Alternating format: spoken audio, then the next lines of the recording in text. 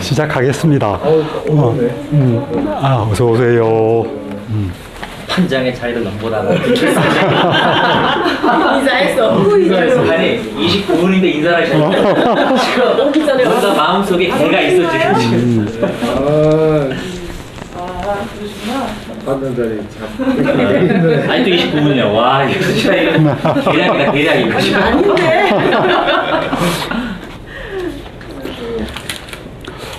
이 책을 읽는데 기본적인 입장들을 요 01이라고 되어 있는 요 문장 있죠, 그죠? 그거는 한번 전체적으로 읽고 넘어가면 좋을 것 같습니다. 이게 전체는 아니어도 필요한 부분을 좀 보겠습니다. 36페이지 같이 좀 보시고요. 우리는 손자병법을 읽을 때 첫 글자부터 오독을 한다. 오독도 아주 심하게 한다. 그것은 가치관의 문제라고 볼 수 있다.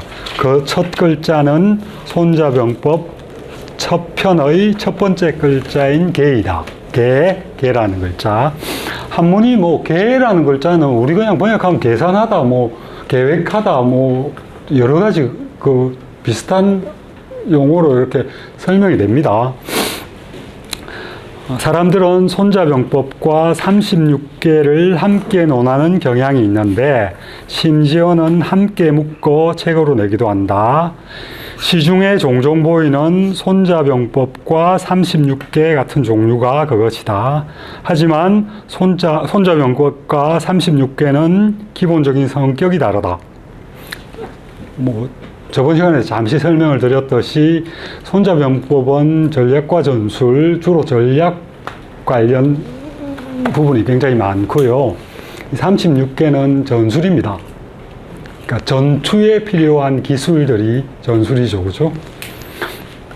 전쟁에 필요한 그거는 전략과 전술 이렇게 다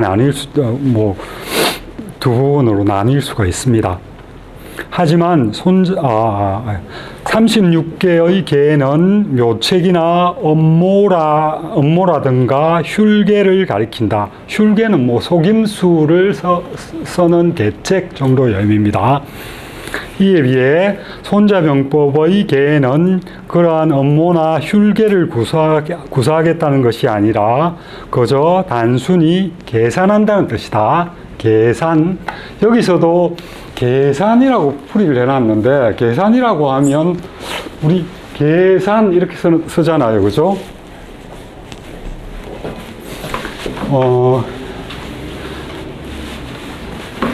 여기 지금 이야기할 때 계산이라고 할 때 산자랑 개자 이렇게 두 개를 합쳐서 우리 단어로 만들어 놨는데, 산자는 뭐냐면 하나, 둘, 셋, 넷 이렇게 세는 게 산입니다. 그것도 계산이라고 하죠. 어쨌든 하나, 둘, 셋 이렇게 세는 게 산이고요. 개는 더하고 빼고 곱하고 하는 그 과정들이 개입니다. 그러니까 의미가 조금 다르죠. 개하고 산이라고 하는 거. 지금은 그 더하기 빼기 다 합쳐서 우리말로 계산이라는 용어를 쓰니까요. 그죠? 그래서 여기 지금 손자병법에서 이야기하는 계산하다라고 하는 의미는 뒤에 나오지만 5 영역에서 산출된 숫자들이 있을 거 아니에요, 그죠? 그걸 가지고 상대방과 비교하고 해서 빼고 더하고 해서 어느 쪽이 남는지를 계산하는 겁니다. 그렇게 계산하는 것. 개라는 글자는 사전에 찾아보면 모일 회자, 회 더하기 산, 회 더하기 산을 개로 풀이합니다. 그 자료들을 모아서 합친다는 의미, 합친다는 의미에는 뺀다는 의미도 있고, 그죠? 플러스와 마이너스를 합쳐버리면 결국 빼는 게 될 테니까요, 그죠? 그런 의미까지 포함하는 겁니다. 계산이라는 용어를 쓰고 있지만 산과 개는 좀 다르다. 개의 의미다. 개는 업모나 흉계로 이해되는 것이 개를 업모나 흉계로 이해하는 것이 왜 가치관의 문제일까? 그것은 인간의 본질적인 약점이기 때문이다.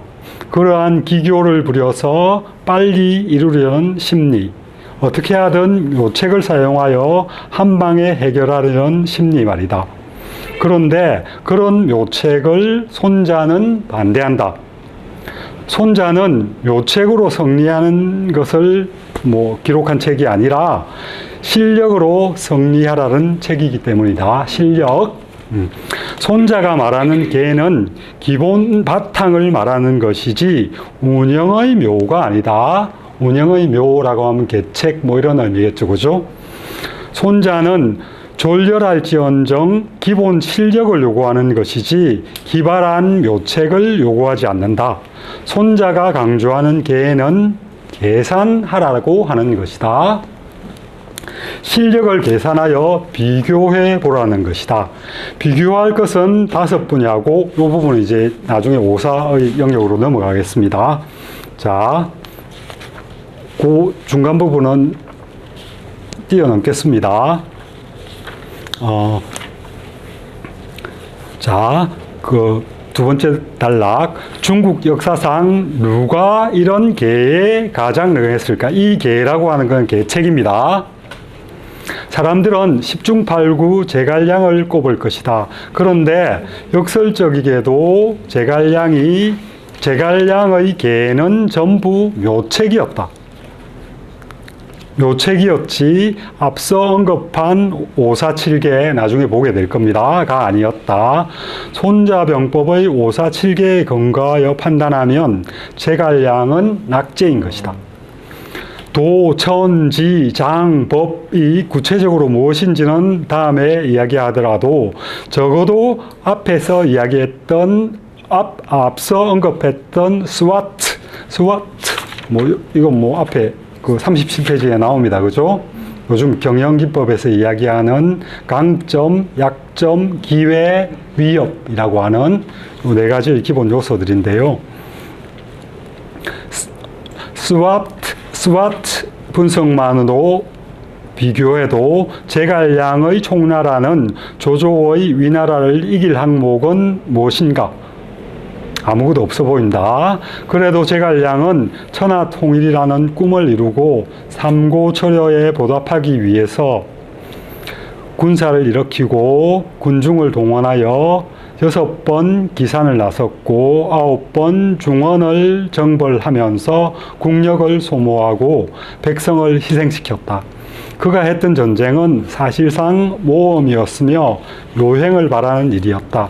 그런데 더욱 역설적인 것은 제갈량이야말로 천하의 가장 조심스러운 사람으로 자신이 없는 전쟁을 하지 않았기에 상황이 불리하다 싶으면 가차없이 철군하곤 했다. 그럴 바에야 왜 당초에 전쟁을 일으켰을까? 그러므로 제갈량의 계는 엉망진창 제대로 계산한 것이 아니었다. 그런데 사람들 사이에 제갈량의 명성은 여전하고 제갈량의 인기는 대단하다. 그 이유는 또 무엇일까? 스토리가 있기 때문이다.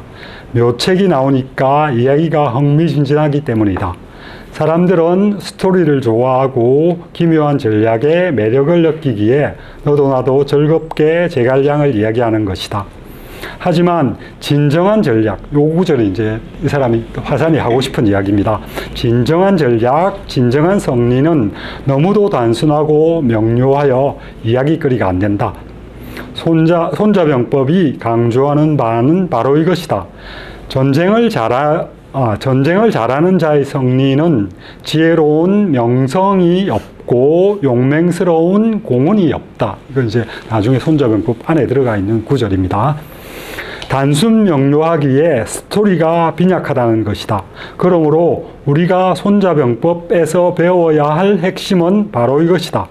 문외한이 볼 때 별 재미도 없고 그다지 매력을 느끼지 못하는 곳에 전문가가 되는 비결이 있으며 전문가의 진정한 내공이 담겨 있는 것이다.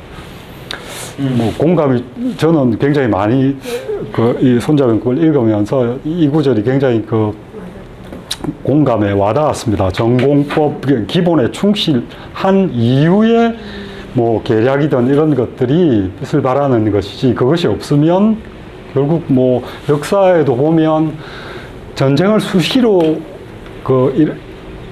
일으키다가 망한 나라들이 굉장히 많거든요. 그러니까 나가서 작은 전쟁들 이기고 이러면서 뭐 자기가 굉장히 싸움 잘한다고 자랑하다가 그 과정 속에서 국력이 소모되고 결정적인 한 방에서 져서 그냥 나라가 망해버리는 그런 그 사례들이 굉장히 많습니다. 그런 것을 염두에 두면 이 화산이 짚고 있는 손자병법의 강점 또는 특징, 그리고 손자가 보고 있는 어떤 기본적인, 여기 지금 가치관이라고 표현을 하고 있는데 그런 부분들이 잘 드러나고 있는 걸로 보여집니다. 변호사도 마찬가지예요. 그런가요? 네.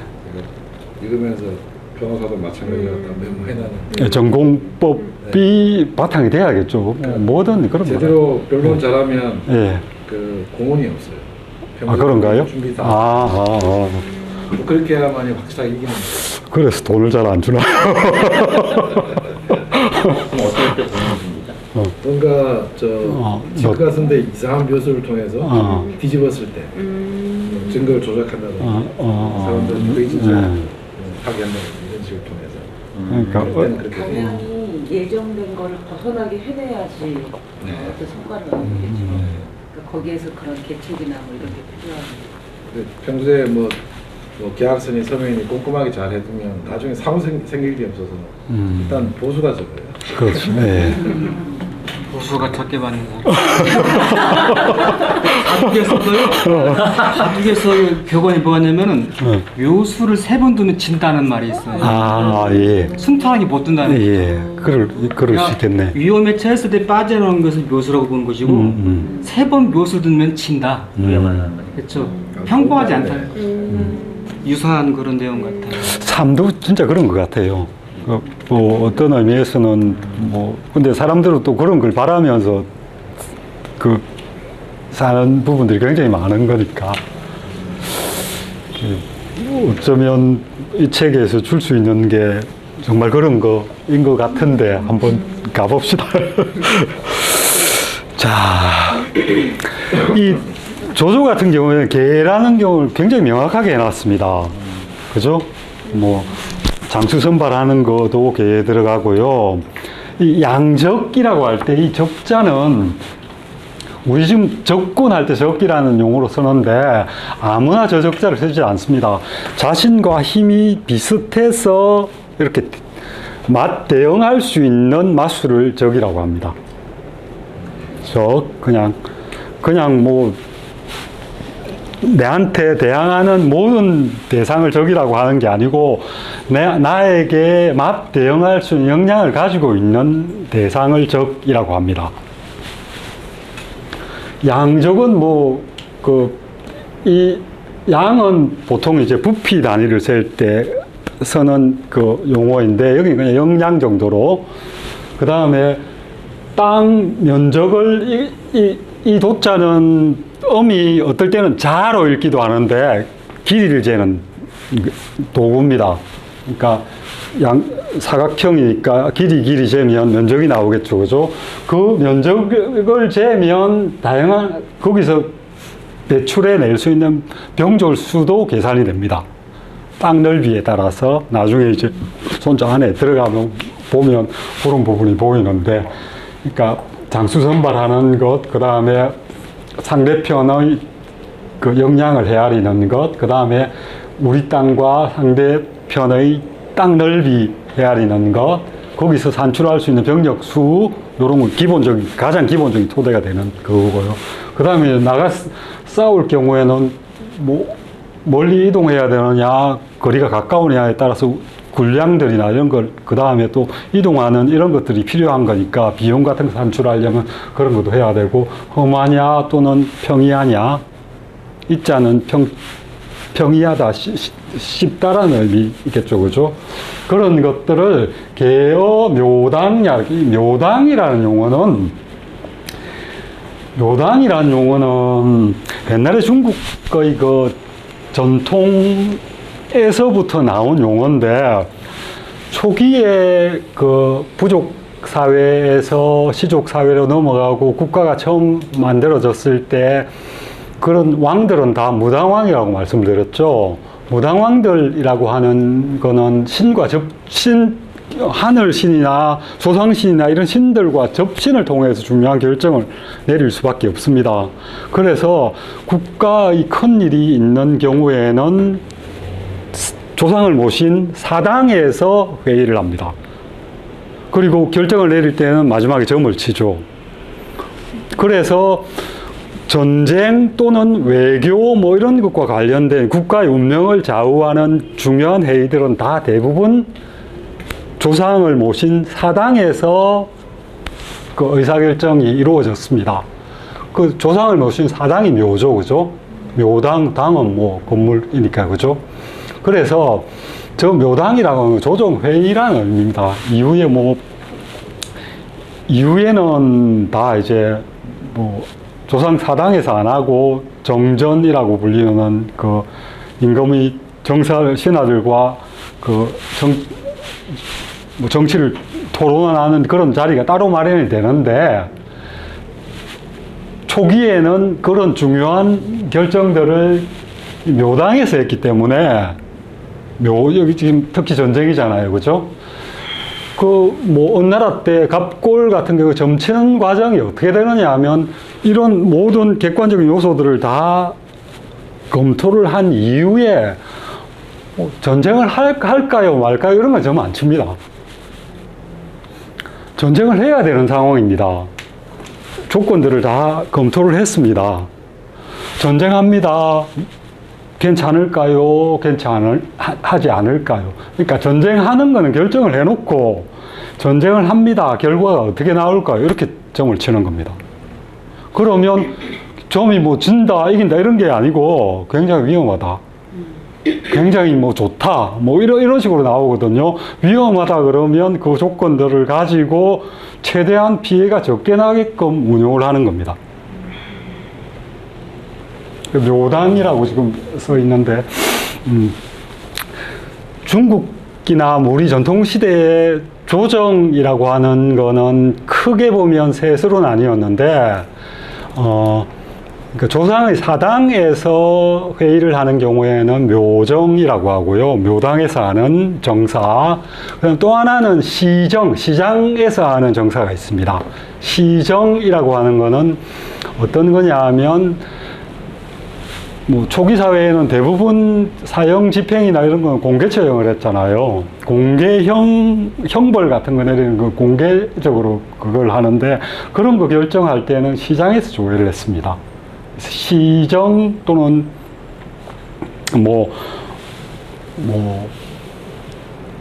뭐라고 해야 돼? 시장 사람들이 제일 많이 모이는 거기서 그 형벌을 내리는 것들에 대한 회의를 하고 결정을 내리고 거기서 집행을 했죠. 묘에서 하는 것, 시장에서 하는 것, 나중에는 이제 지금 우리 경복궁 같은 궁궐 안에서 하는 그런 것, 이렇게 세 가지로 나뉘는데, 처음 그거는 이 묘당입니다. 궁궐 안에서 하는 거. 그거는 용어를 특별히 제가 찾아봤는데 특별한 용어는 없습니다. 정전이라고 할까요? 예, 그런 국가 행사 같은 거, 중요한 행사 같은 거 할 때는 밖에 쭉 세워놓고 하기도 하고요. 또는 편전이라고 그래서 임금이 활동하는 거기에 우리 사극 같은 데 나오면 그냥 앉아서 하는 그런 그거도 있고요. 그렇게 진행을 했습니다.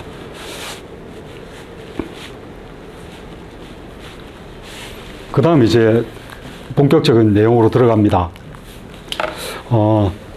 손자왈, 병자, 국지대사, 생사지지, 존망지도, 불가, 불찰자. 여기까지 뭐 제가 하고 다음 구절들은 돌아가면서 한 구절 읽어주십시오. 예. 병이라는 글자가 이 손자근거에 굉장히 많이 나오는데, 뭐 전쟁이라고 번역되기도 하고요. 군대의 운용 뭐 이렇게 번역되기도 하고요. 어떨 경우에는 뭐 병사 뭐 이렇게 번역되기도 하고 다양하게 번역이 됩니다.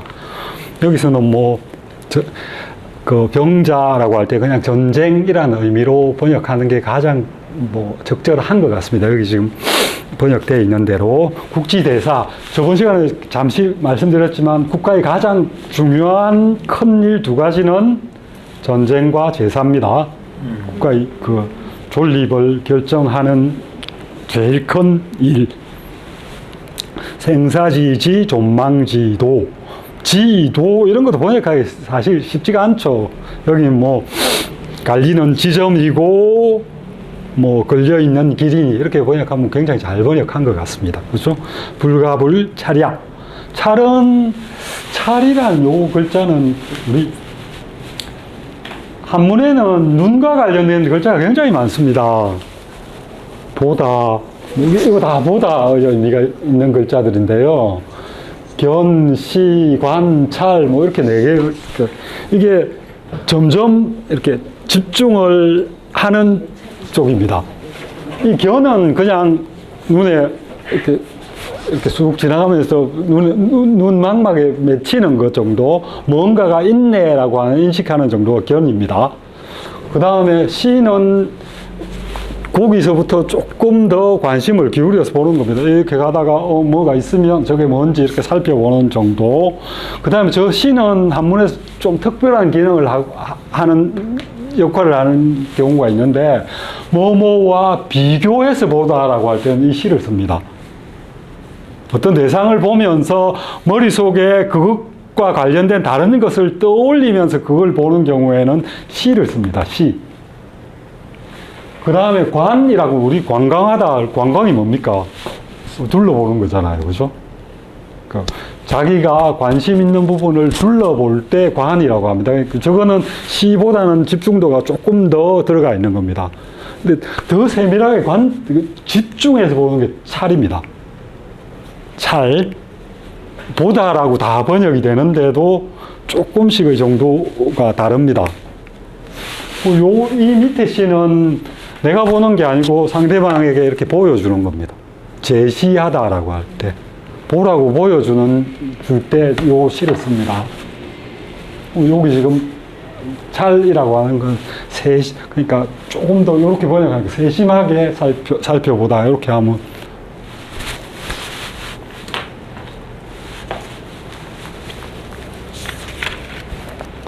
그 다음 구절이 조금 문제가 있는 구절인데 제가 보기에는 이 부분은 생략되는 게 맞을 것 같습니다. 이 구절이 뒤에 한 번 더 나오거든요. 이렇게 중첩돼서 들어갔는데 조조가 이렇게 산정을 하는 과정에서 저 구절이 워낙 중요하니까 그냥 남겨놓은 것 같습니다. 뒤에 한 번 더 등장하는데 요거에 빠지면 오히려 문장이 훨씬 더 순조롭습니다. 경지, 오사라고 하는 것하고 5가지를 바로 그 다음에 쫙쫙쫙쫙 나열하잖아요. 그죠? 요건 한 번 더 나오니까 다음에 넘어가서 그 한 번 더 나올 때 다시 보겠습니다. 오사라고 할 때 이런 것도 사실 한문 볼 때 굉장히 주의를 좀 기울여야 될 부분인데 사라는 글자는 원래는 인간의 어떤 적극적인 행위가 사입니다.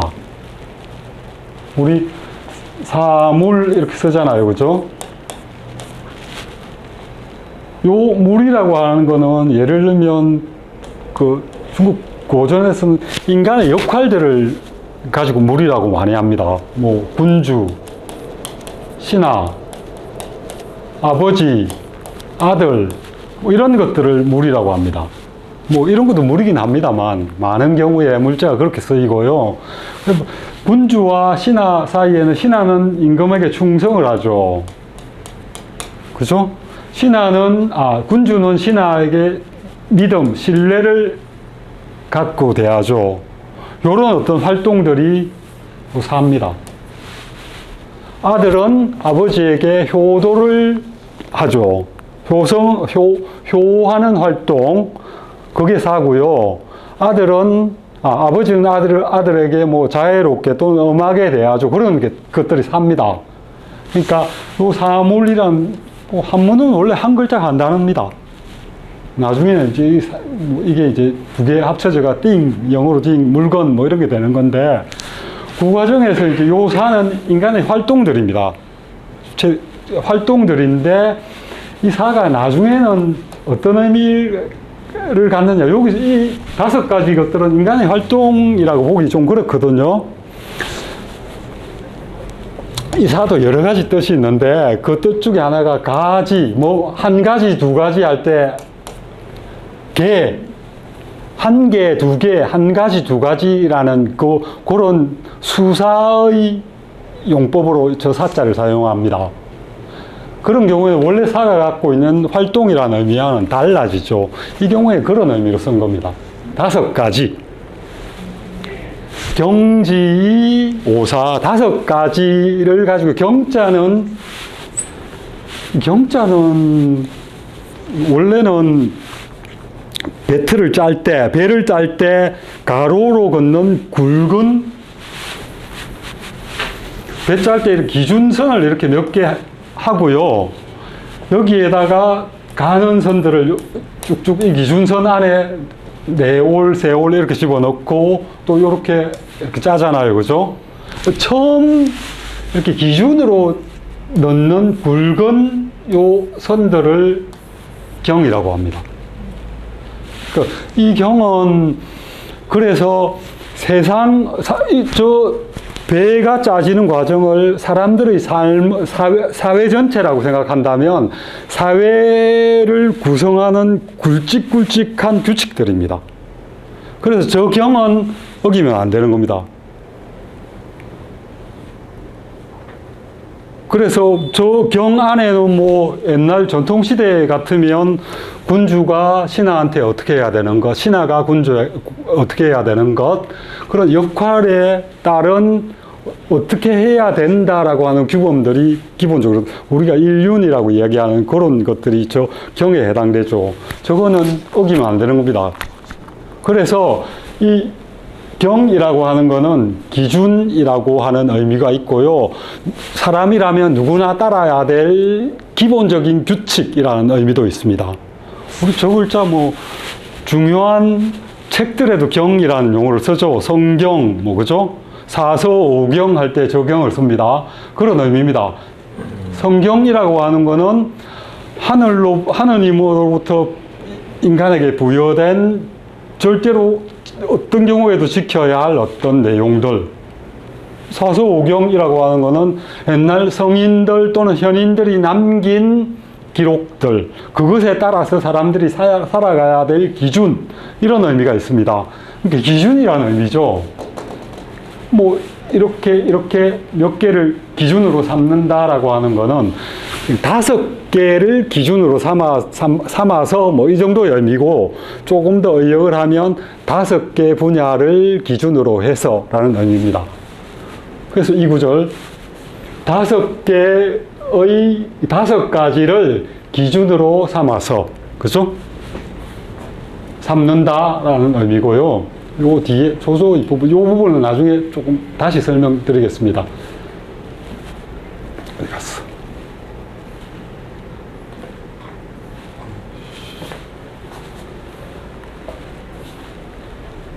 요 새끼나 뭐 이런 것들이 있어서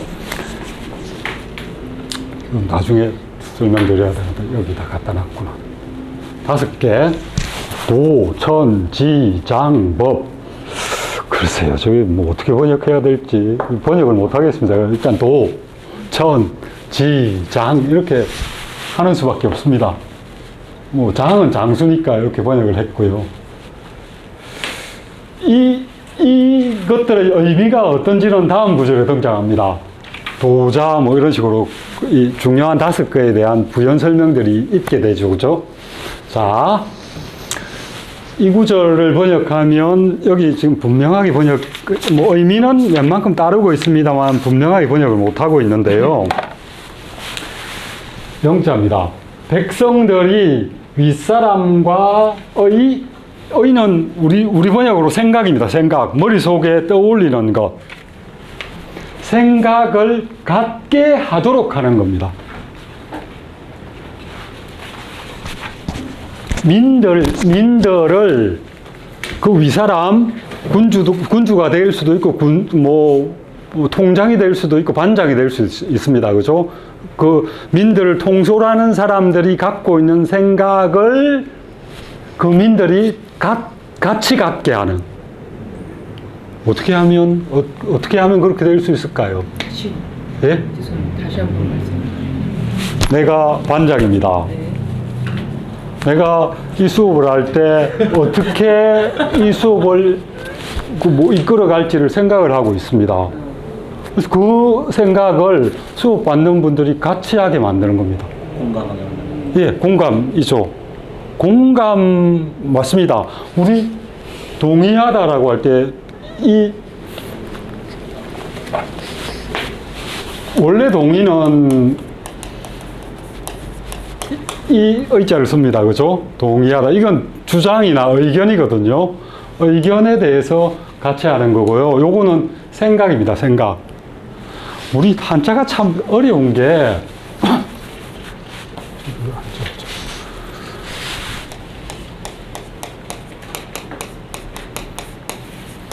이 의도 사전 찾아보면 뜻의 이렇게 되어 있습니다. 요거도 뜻의 이렇게 되어 있습니다. 근데 글자 다르잖아요. 그죠? 요거는 자기가 마음속에 갖고 있는 어떤 주장을 의미합니다. 사람들에게.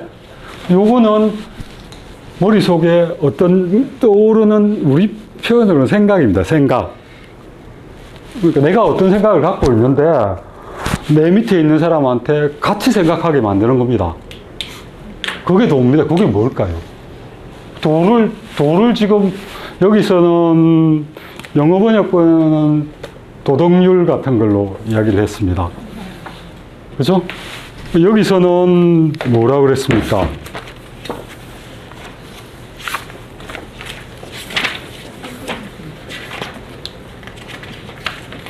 여기서는 예? 뜻이 같다? 아랫사람 동원? 사람이 뜻이 같다? 이렇게 얘기를 하는 거죠. 예, 아랫사람과 윗사람이 뜻이 같은 게 아니고 이 문장을 그대로 번역하면 여기가 윗사람이 갖고 있는 생각을 아랫사람이 같이 하게 만드는 겁니다. 그 뜻이 같은 거랑은 의미가 다르죠. 군주가 갖고 있는 생각이 있습니다. 그걸 백성들이 그대로 생각하게 만드는 게 여기 번역대로 하면 그냥 같이 생각하는 건데 그게 아닙니다. 군주가 그렇게 만드는 겁니다. 윗사람이 아랫사람을 따르도록 그렇게 하는 겁니다. 조조가 여기 뭐라고 했느냐 하면 이 도라고 하는 것의 의미를 교와 영어로 민들을 이끄는 겁니다. 인도하는 겁니다. 교는 뭐냐면 교는 가르침이라고 보통 번역해요. 그게 아닙니다. 군사훈련입니다. 논어에 나오는 교 같은 경우에도 우리 가르침은 제가 뭐라고 했습니까?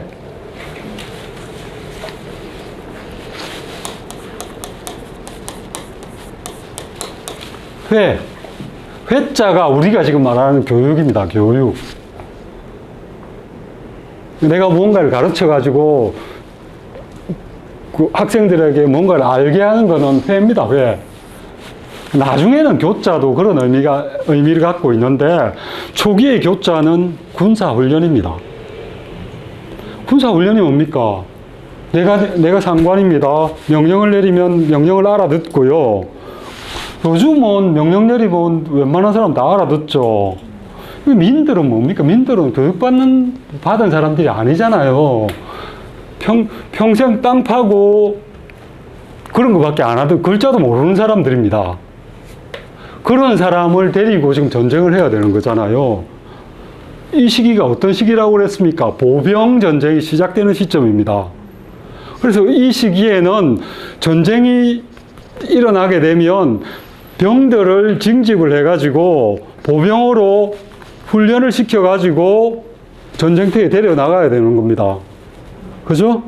그러면 군대에서 필요한 명령의 용어도 익혀야 되는 거고요. 신호도 익혀야 되는 거고요. 그죠? 그런 군대가 운영되는 모든 것들은 다 교육을 해야 되죠. 그런 교육들이 저 교입니다. 훈련. 영은 명령이잖아요. 그죠? 그러니까 훈련과 명령으로 이 군인이 된 민들을 이끄는 겁니다. 저는 지금 저 글자만 보면 앞에 도라고 하는 글자, 이 글자는 모랄로 이런 게 아닙니다. 그러니까 훈련시켜가지고 사람들을 이끌어가는 거니까 저는 저 도자를 길들이는 것 정도로 보고 싶습니다. 이거 너무 지나치나요? 동물 길들, 그러니까 그 당시의 상황, 지금처럼 사람들이 다 교육을 받은 그런 존재들이 아닙니다. 그러니까 진짜 무지랭이들을 이렇게 뽑아 올려가지고 그 군율에 맞추어서 움직이게끔, 군진에 맞추어서 움직이고 행군하고 뭐 깃발에 이런 신호에 따라서 움직이게끔 길을 들이는 게 도입니다. 뭐 이거를 도라는 글자는 굉장히 번역하기 힘든 글자잖아요. 온갖 의미가 나중에 도 가지고 잠시 설명할 그런 그게 있을 텐데, 여기서 이 도라고 하는 거는 그런 군주가 정치 잘하고 뭐 이런 것들보다는 전쟁하고 관련돼 있는 거니까 훈련시키고 명령 주입하고 해서 일사불란하게 움직이게끔 하는 것. 그래서 뭐 리더십 정도면 되려나? 그것도 좀 다릅니다. 리더십하고 다른 게, 교육과 훈련을 통해서 사람들이 갖고 있는, 민들이 무슨 생각이 있습니까? 없습니다. 왜 싸워야 되는지도 모르는 온 사람들을 모아놓고 군주가 갖고 있는 전쟁에 대한 이런 생각들을 똑같이 하게 만들어버리는 겁니다.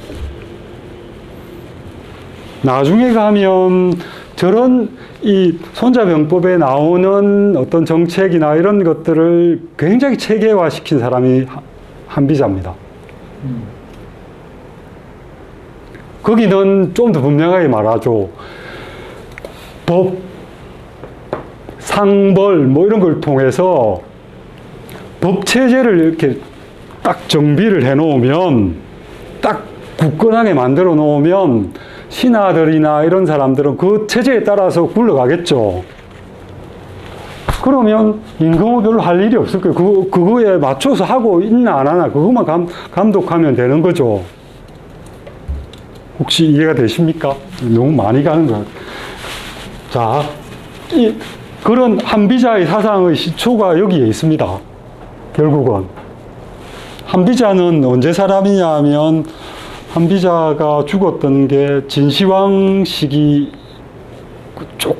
진시황 시기 그때 죽으니까 그 손자가 활동하던 시기보다 한 300~400년 뒤입니다.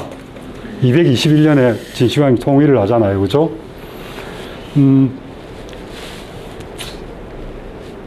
조금 옆으로 가는데, 한비자는 자기 그 정책을 법을 통해서 군주가 통치를 하는데, 그 이름을 혁명이라고 씁니다. 이건 뭐 형벌이라고 하기도 하고요. 요런 명칭을 쓰는데, 자, 제가 보기에는 한비자가 생각했던, 머릿속에 떠올린 것 중에 하나가 이런 건 것 같아요. 군주라고 하는 자리는 요즘 표현대로 하면 3D 직종입니다. 잠도 못 자고요. 신하를 감시도 해야 되고요. 명령이 잘 듣나 안 듣나 이런 온갖 그걸 다 해야 되는 굉장히 힘든 자리거든요. 그 자리를 쉽게 할 수 있는 방법, 가장 효율적으로 할 수 있는 방법을 만들어낸 게 한비자입니다. 법을 통해서 사람들에게 해야 될 일, 하지 말아야 될 일을 분명하게 제시를 해주고요. 그것에 나온 결과만 평가하는 게 군주 그걸로 왔거든요. 그 중간에 또 뭐 업무론, 술수론 이런 것들을 이용을 해서 사람들을 농땡이 못 피우게, 또는 다른 생각 못하게 그 사람들이 마음속에 어떤 생각을 갖고 있는지를 파악해내는 뭐 이런 것도 있긴 합니다만, 기본적으로 그렇습니다. 그래서 우리가 혹시 이런 표현 들어보셨습니까? 무위정치. 이거 노자에 나오는 용어잖아요. 그죠? 중국 역사에서 노자를 제일 먼저 풀이한 사람은 한비자입니다. 지금 남겨져 있는. 한비자에 보면 유로 또는 해로라는 편이 있습니다. 그 노자주석서입니다. 그 한비자가 무기를 굉장히 강조하거든요. 그 군주가 빨빨거리고 다니지 말고 도관은 우리는 무위자연, 인간이 갖고 태어난 자연스러운 그대로 활동하도록 개입하지 않는 게 무위였는데, 한비자는 그걸 법이라는 장치를 통해서 군주가 아무것도 안 하게 만든 겁니다. 그 가장 이상적인 통치 체제를 만들어 놓은 게 요 손자병법에 담고 있는 생각들로부터 발전되어 간 용어도 비슷한 용어 많이 씁니다.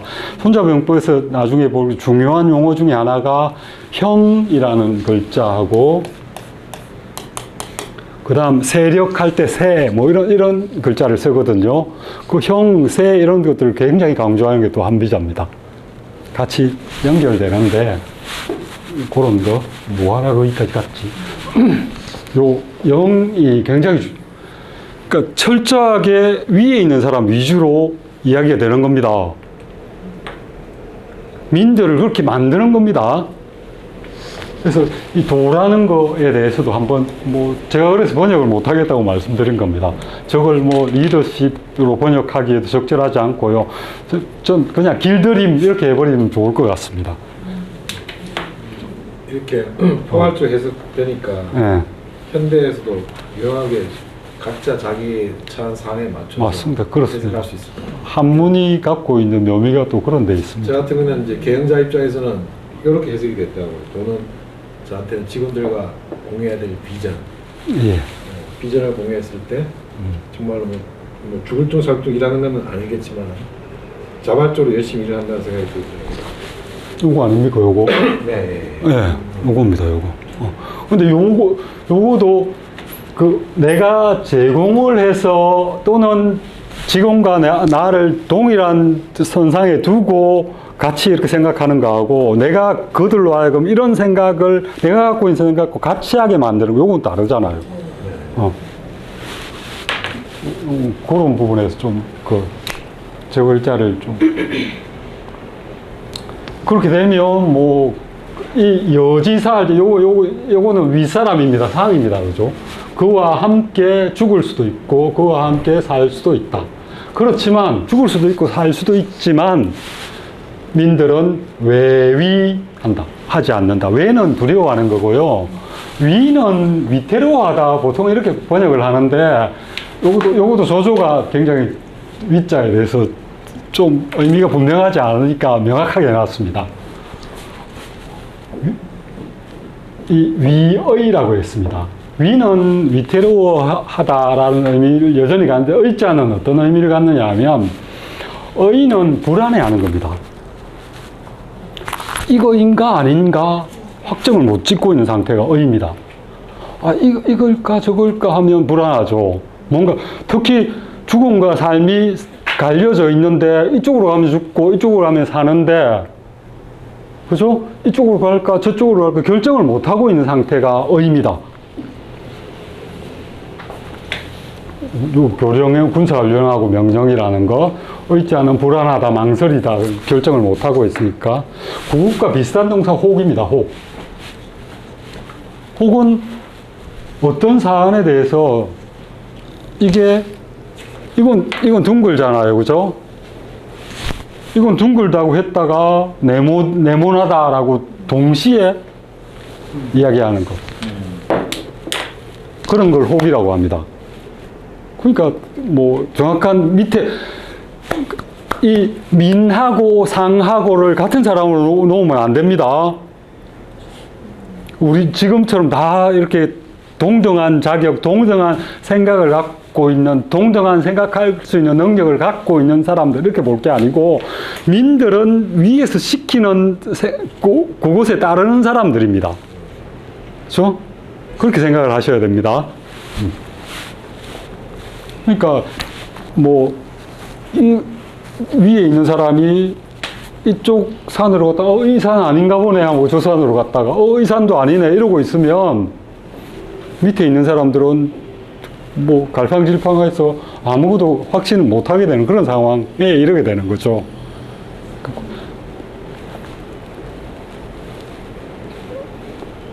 이렇게 되면 일사불란하게 명령에 따라서 움직이게 되는 그런 상황까지 가는 겁니다.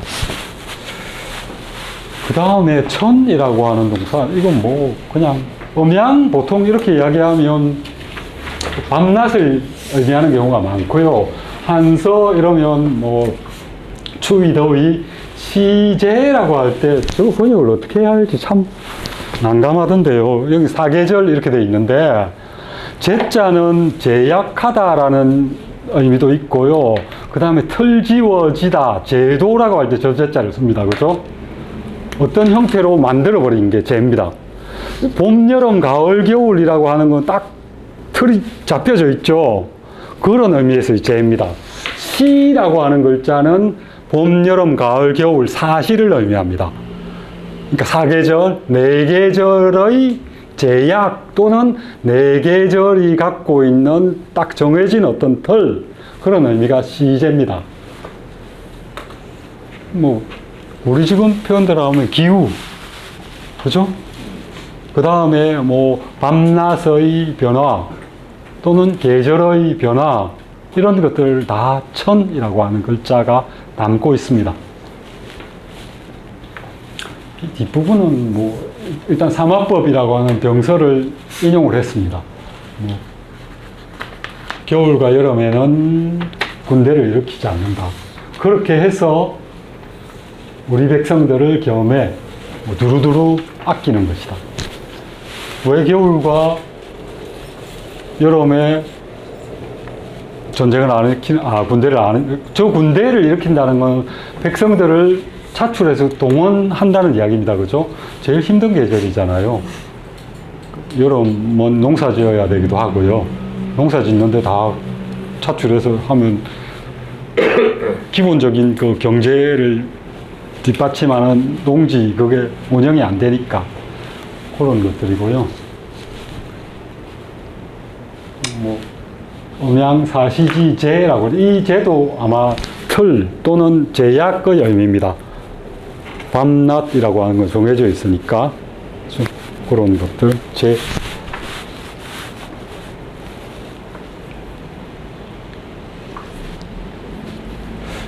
여기 조조가 뭐 왜 이걸 인용을 했는지 모르겠습니다. 순천행주라고 하는데 하늘의 뜻에 순응하여 따라서 징벌을 행하다, 이런 의미인데, 이건 뭐 이 장영이라는 사람, 언제쯤이냐, 동안시기 사람인데요. 뭐 동정부라는 그 부는 산문과 약간 운문의 성격을 띤 산문이 부조, 그런 곳에 나오는 구절을 그냥 인용한 겁니다. 그러니까 이 천하고 저 천하고 같은 의미로 봐야 될까요? 뭐 기후, 뭐 천지의 운행, 뭐 이런 거하고 연결된 것들 다 천의 의미로 본 것 같습니다. 여기는 의지를 가진 천입니다. 천명을 내리는 천이죠, 그죠?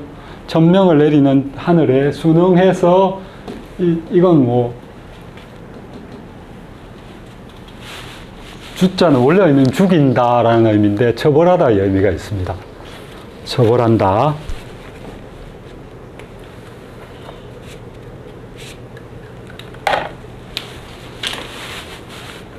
이렇게 하면 될까요? 네. 이 책. 뭐 조금. 여기는 뭐 크게 볼 건 없을 것 같습니다. 지라고 하는 거, 아까 천지 할 때 지. 왜 혼자 다 하세요? 예? 한영욱 선생님부터 이렇게 쭉 한 구절씩 할까요? 저요? 예. 몇 페이지예요? 52페이지. 페이지가 없나? 06이에요? 예. 아, 여섯 번째. 예. 댕구는 필히 무인지경, 격돌은 필히 유리한지경. 원 지자 보하 원근 험이 방협 사생야라. 예. 땅이란 높고 낮음, 멀고 가까움, 험하고 평탄함, 넓고 좁음, 삶과 죽음의 갈림길이다. 예. 뭐 번역이 그런 대로 잘 됐죠. 생사는 생지사지입니다, 사실. 죽을 땅인가 살 땅인가라고 하는 그 정도의 의미입니다. 뭐 전쟁터가 멀지 가까울지 또는 싸워야 되는 그 장소가 지형이 험한지 아니면 평탄한지 그 정도.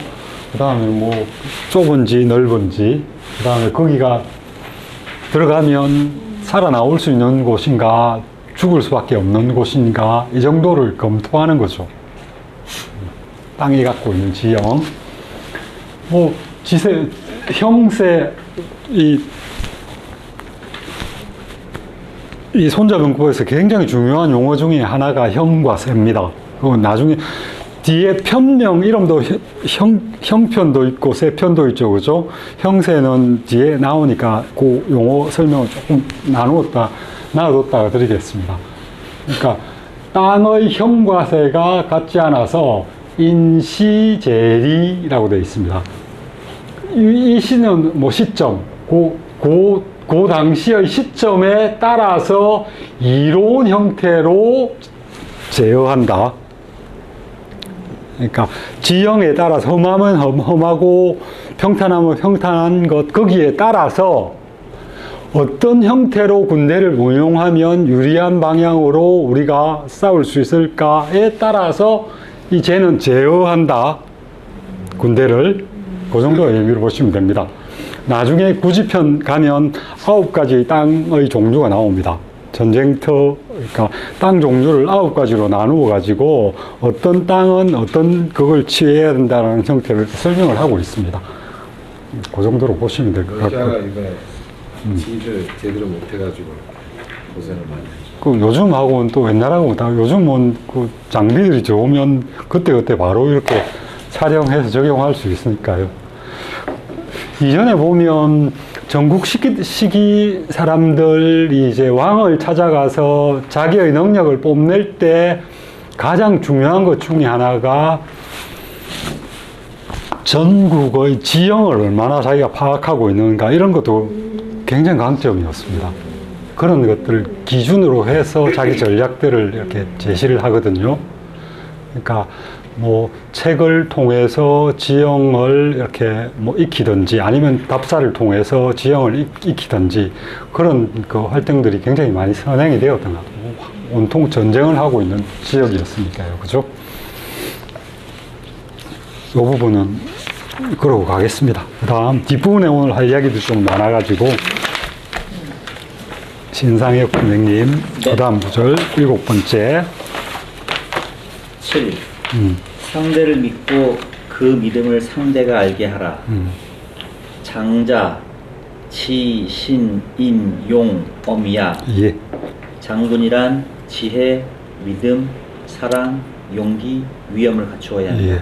이런 다 갖춘 사람이 있을까요? 조조는 이 5가지 덕이라고 보통 표현하는, 덕은 지배력입니다. 그러니까 뭐 여기 이야기하는 지, 신, 인, 용, 엄이라고 하는 게 그 자기가 통솔하는 병사들로 하여금 자기의 명령을 따르게 만드는 요소들입니다. 아껴주면, 그죠? 지 목숨 아까운지 모르고, 뭐 나쁘게 표현하면, 그러니까 뭐 전국 시기에 그런 형태로 군사를 운용한 장군들이 꽤 많습니다. 뭐 발에 고름이 나는 병사가 있는데 그걸 입으로 빨아서 치료를 해주어서 그 병사가 나중에 자기 목숨을 바쳐가면서 자기를 지키고 전쟁을 승리로 이끄는 이런 것들이거든요. 그러니까 사람들을 감화시켜서 어떤 형태로 여기서 뭐 지 같은 경우에는 이런 지혜라고 하는 거는 이렇게 쓰기도 하고 이렇게 쓰기도 하는데요. 지는 어떤 상황을 읽고 그걸 판단해낼 수 있는 능력입니다. 그러니까 뭐 지는 여기 말하는 계산 능력하고 바로 연결되는, 그러니까 유리한 쪽으로 이끌어낼 수 있는, 자기가 바라는 목적에 도달할 수 있는 길을 찾을 수 있는 능력이 집니다. 그 다음 병사들에게 신뢰를 받을 수 있는 사람, 그 다음 이는 아까 병사들을 아껴주는 마음, 그 다음에 용기를 갖고 있어 이끌 수 있는 사람. 이러면 자기가 용기를 갖고 있으면 밑에 있는 그 병들이 따라오겠죠, 그죠? 그런 것들. 엄은 상벌 이런 것과 관련되어 있는 법을 적용하고 이런 부분에서 분명하게 인정에 끌리지 않는 형태로 처신하는 것, 또는 엄이라고 하는 거는 원래 우리 회사에서도 사원으로 계속 있을 때보다는 부장이 되고, 그죠? 사장이 되고 이러면 일단 사람들을 대하는 데 있어서 분위기 이런 것들이 달라지잖아요, 그죠? 그러니까 상관이 되었을 때 풍기는 어떤 아우라 같은 것들이 이 엄에 해당됩니다. 이런 걸 다 갖추어야 된다고 하는데 그런 사람 참 찾기 힘들겠죠. 그래서 앞부분에 장수를 선택한다라고 할 때, 그러면 인사 파일을 다 갖고 있는 것도 아닐 텐데, 요즘처럼 체계화되어 있지도 않을 텐데, 그죠? 사람을 선발해내는 능력은 그 사람이 이야기하는 어떤 전략이나 이런 것들을 보고 판단할 수 있는 능력을 일단 군주나 위에 있는 사람들은 그걸 갖춰야 되겠죠. 그런 것들이 전제된 상황에서 이제 판단이 되는 겁니다. 회사 인원 중에 저런 사람 몇 명만 있으면 회사 엄청 키울 거야. 한 명만. 그럼요. 그 회사는 한 분뿐이죠? 정말 이런 사람 구하기 힘들어요. 그리고 조직이라고 하는 게 전부 다 내일처럼 이렇게 달라들면 아무런 그것도 없잖아요. 근데 통제하고 이럴 것도 없을 텐데 사람들이 다 안 그러니까, 그런 사람 정말 찾기 힘드니까. 이게 사실 장수가 아니라 군주 또는 왕의 덕목으로 해도 손색이 없을 것 같아요. 그렇죠. 사람을 이끌어야 되고, 명령을 내려야 되고 하는 사람들이라면 이런 덕목을 다 갖추고 있어야 된다고. 기대치가 너무 높다. 군주는 이 정도까지 안 갖춰도 돼요. 지혜로만 힘든 사람 알아보시면 눈만 있어도. 우리 보통 보면 나중에 장수를 평가할 때 지장이다, 덕장이다, 이런 표현을 쓰잖아요, 그죠? 그게 이제 이 5개 다 갖추기는 힘들다는 거예요. 이 중에 하나만 해도, 하나만 제대로 갖추고 있어도 통솔을 하는 데는 없는 것보다 훨씬 나을 텐데, 조조는 모르겠습니다. 이렇게 5개 다 갖춰야 돼. 자기는 다 갖추었다고 생각하나 봐요. 그런 정도.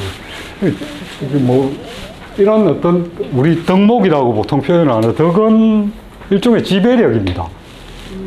내가 내리는 명령에 사람들이 자발적으로 복종할 수 있게 만드는 힘이 덕입니다. 그런 용어 정도로 보시면 돼요. 도덕할 때 도도 그렇고 덕도 그렇고 원래 의미에서는 약간 이제 확장된 도덕하면 모럴로 번역이 되니까요, 그렇죠? 군주가 규칙에 맞게 나라를 이끌어 간다면 아래 사람들이 분명히 복종을 할 겁니다. 그죠? 그래서 우리가 지금 모럴이라고 번역하는 것도 전혀 벗어나진 않습니다. 그죠?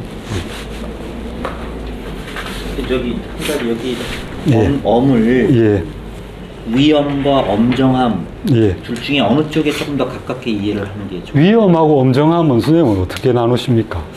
그러니까 여기 책은 위엄이라고 예, 책을 예. 해놨는데 예. 교수님 자료에는 엄정함이거든요. 영어로는 스트릭트니스, 예. 엄격함, 엄정함 이렇게 나와요. 네네네.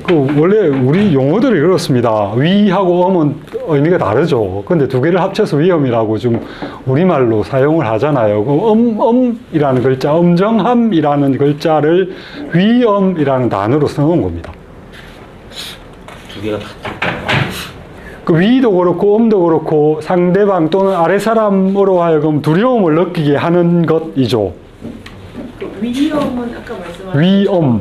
예. 아우라, 그 사람 예. 풍기는 아우라고, 엄정함은 그가 실제로 행하는 어떤 걸 해서 엄격하게 수행하거나 그러니까 이미지와 실제 행동 두 가지 정도로 그렇게 볼수 같은 범위로 봐진다는 거죠.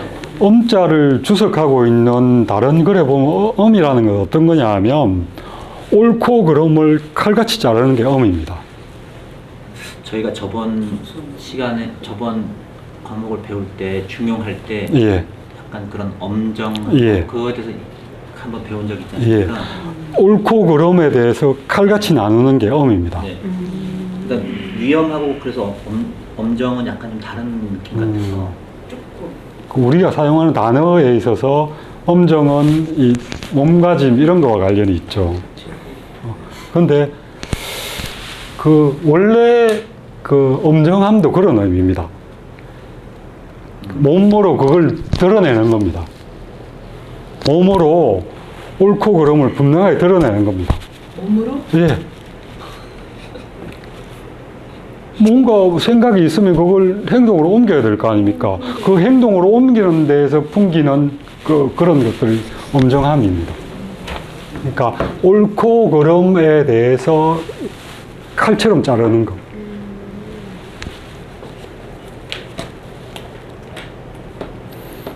그래서 나중에 이 엄은 법의 집행과 군령의 집행 이런 거와 관련이 있습니다.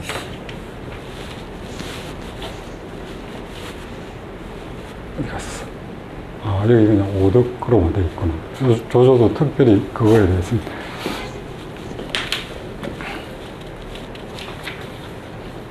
우리 엄자 제일 많이 쓰는 게 엄부자모 할 때.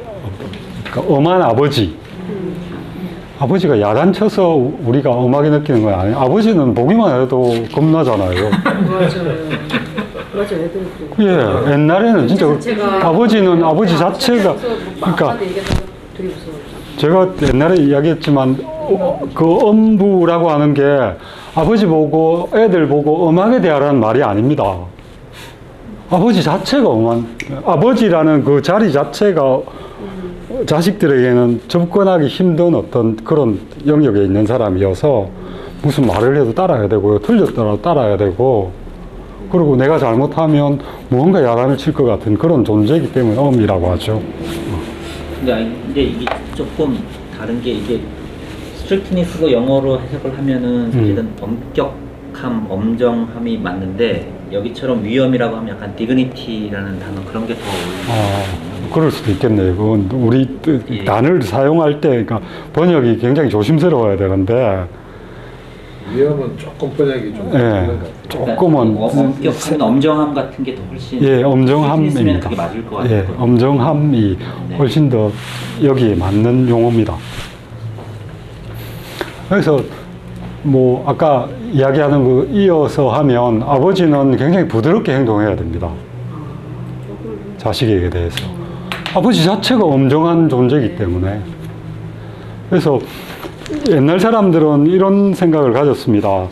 매를 드는 거는 가능하면 아버지가 잘 안 들었습니다. 왜냐하면 아버지가 매를 들고 애들을 때리면 완전히 멀어져 버립니다. 근데 엄마는 자모잖아요. 엄마의 속성 자체는 사랑이라는 그런 존재이기 때문에 매를 들고 때려도 돌아서는 와서 안깁니다. 아버지가 매로 때리면 안 그래도 엄정한 존재인데 보고 싶은 생각도 없어요. 그렇게 되는 겁니다.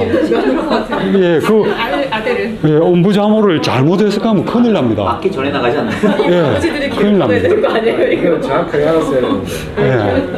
우리 애 엄청 그래졌어요. 때렸는데 예, 엄마가 때려야 됩니다. 때려도 엄마가 때려야 됩니다. 근데 아빠한테 딱 2번 맞았는데 그거 가지고 얘기하고 한두 번은 괜찮아. 근데 그게 기억이 굉장히 많이 남습니다. 그러니까 딱 2번 애들한테. 맞았는데 한두 번 맞아도 저기 예. 맞고 자랐다고 말하던데. 정말 그렇습니다. 동생들은 왜안 되냐고. 그냥 한 번 딱 때렸는데 맞고 자랐는데 이래서 진짜 몇 번 안 때렸는데 이상하다. 내가 비교도 그게 다예요. 그래서 맨날 때렸는데 그러니까 그치? 맞네 이런 설명하시는데. 진짜 그렇죠. 그 글자로만 배우면 그런 거 잘 모르잖아요. 알 수가 없잖아요. 그게 굉장히 위험합니다. 자, 우리 조상들은 옛날에 그 애들 해초이 때릴 때도 아프지 않은 나무를 썼더라고요. 아픈 나무는 안 썼어요. 부러지는 나무로 네. 때렸지. 안 부러지는 나무로. 그래서 체불량 그렇게 심하지 않아요. 요즘은 너무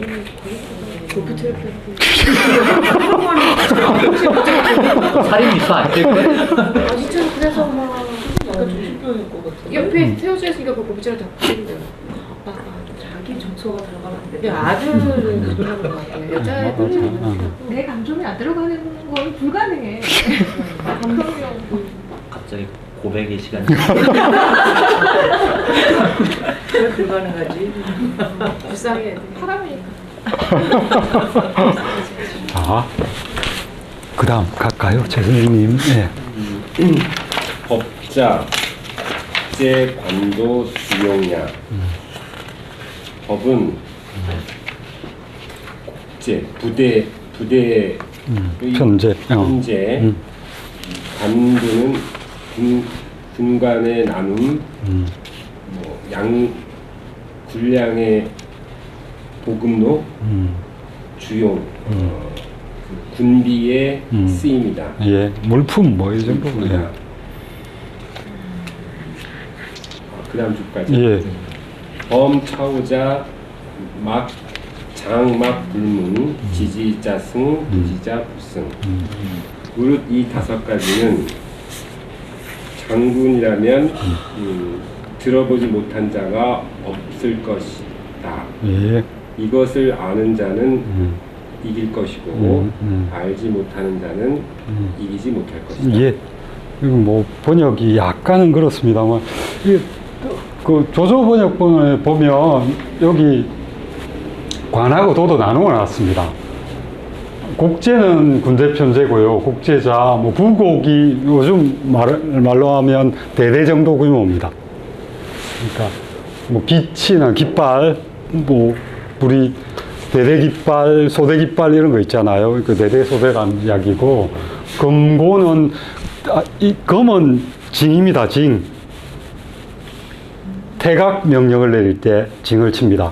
한참 싸우고 있으니까 자극적인 소리를 내줘야 들릴 거 아닙니까? 그죠? 징을, 태각 명령을 때 징을 치고요. 이 고는 공격 명령, 진격 명령입니다. 둥둥둥둥둥둥둥둥 하면서 이렇게 공격해 나오고, 징을 빵 울리면 후퇴하고, 그런 신호 체계입니다. 그러니까 편제로 보시면 되고요. 아이고. 어디 갔어? 자꾸 넘어가냐? 그 다음에 이 관도는 두 개 나눠갖고, 관이라고 하는 건 군대 뭐 요즘 소령, 대령 뭐 또는 그 하사, 중사, 상사, 일병, 이병 하는 그 나눔입니다. 그 다음에 이 도는 그야말로 길입니다. 보급로. 보급로로 보고 있습니다. 그 관이라는 거는 오관지분. 분은 직분이란 의미입니다. 분은 우리 번역어로 몫입니다. 몫. 그러니까 역할이죠. 그죠? 자기가 해야 될 역할이 분입니다. 이 도는 양로니까 군량미를 수송하는 길. 그 다음에 주용은 주군 비용입니다. 군대가 주둔하는데 필요한 비용. 주둔하는데 필요한 비용. 이동하면 머물러서 거기에 진을 치고 있어야 되지 않습니까? 그죠? 그 주입니다. 그래서 주용하면 그대로 직역하면 주둔 비용입니다. 쌀도 있어야 되고, 뭐, 말 먹일 먹이도 있어야 될 거고, 그죠? 여러 가지 천막도 있어야 될 거고, 뭐, 밥하는 도구도 있어야 되고, 이런 것들을 다.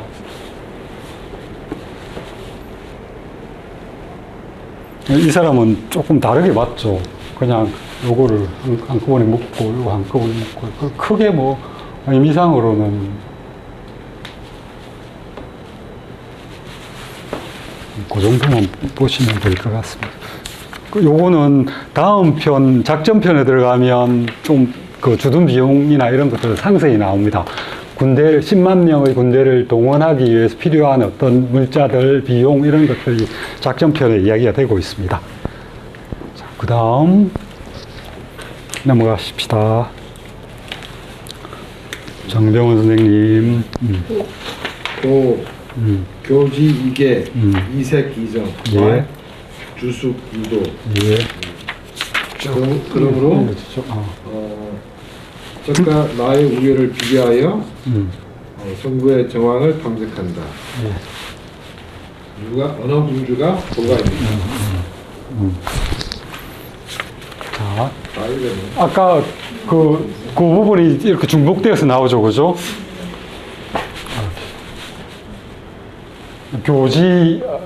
교지계의 색기정. 이 경우에 우리 한문 보면 이 자 많이 등장하잖아요. 요거 접속사고요. 동사 두 개가 양쪽에 이어집니다. 이 경우에는 교자와 색자가 동사입니다. 비교하여 찾아낸다.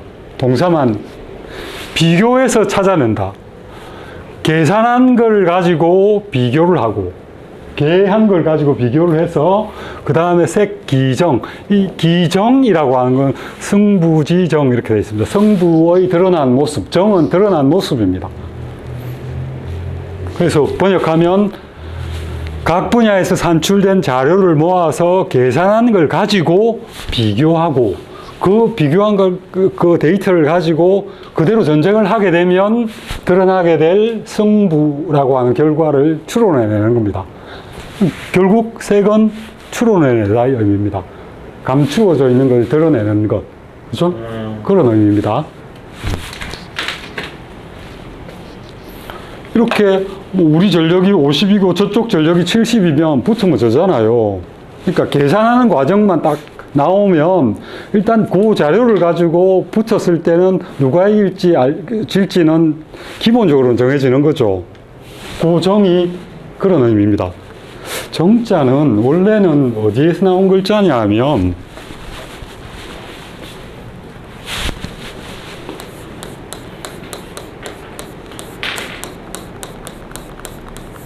우리 성정이라는 단어를 많이 쓰죠. 성품할 때 성이고, 그죠? 감정할 때 정입니다. 그죠? 성품이고, 감정입니다. 인간이 태어날 때, 우리 인간은 좋은 걸 보면 기뻐할 수 있는 능력을 타고 태어나죠. 타고 태어납니다. 이 성이라고 하는 거는 그 타고 태어난 그겁니다. 우리 안에 들어가 있는 겁니다. 뭐, 있는지 없는지는 잘 모르죠. 그게 어디 들어가 있느냐 하면 마음 안에 들어가 있습니다. 근데 이 마음에 딱 밖에 있는 외물이라고 하는데 바깥에 있는 대상이 탁 마음에 부딪혀 들어오죠. 그죠? 탁 부딪혔을 때 요 마음 안에 들어있는 성이 밖으로 튀어나옵니다. 그 튀어나온 게 정입니다. 감정입니다. 그러면 이 정이라고 하는 이 속에 들어있는 성이 바깥으로 튀어나와서 모습을 드러낸 게 정이죠. 희노애락, 애오욕, 감정. 좋은 게 있으면 보고 기뻐하는 감정이 튀어나가는 거죠. 그래서 얼굴에 기쁜 감정들이 드러나게 되겠죠. 이 드러난 성에서 성이 바깥에 있는 이것에 반응해서 밖으로 드러난 게 정입니다. 그래서 드러난 모습이라는 의미가 저 정에 있습니다. 여기서도 마찬가지입니다. 숫자가 50, 70으로 계산이 되면 50대 70 이렇게 계산이 되면 이것만으로는 어쨌든 뭐 승부라고 하는 그건 요 안에 들어있죠. 그래서 추론을 해보면 결국 이긴다, 진다라고 하는 게 밖으로 드러나게 되겠죠. 그러니까 저 정은 감추어져 있는 그겁니다. 일단 나중에 드러나게 될 것의 의미입니다.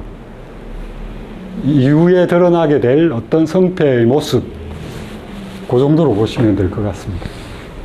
그 다음에 요거 장막 불문 같은 경우에 여기 번역보다는 지금 번역하신 게 맞습니다. 장수는 그것 듣지 못한 사람은 아무도 없다. 이 5개에 대해서 뭐 이야기 다 들어봤다. 근데 이 지라고 하는 게 이 지는 안다라는 의미도 있고 알고 지자의 의미 중에 하나가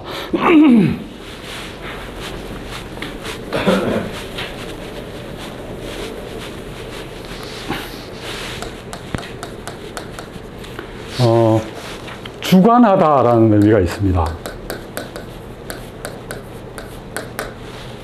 그걸 운용하는 것.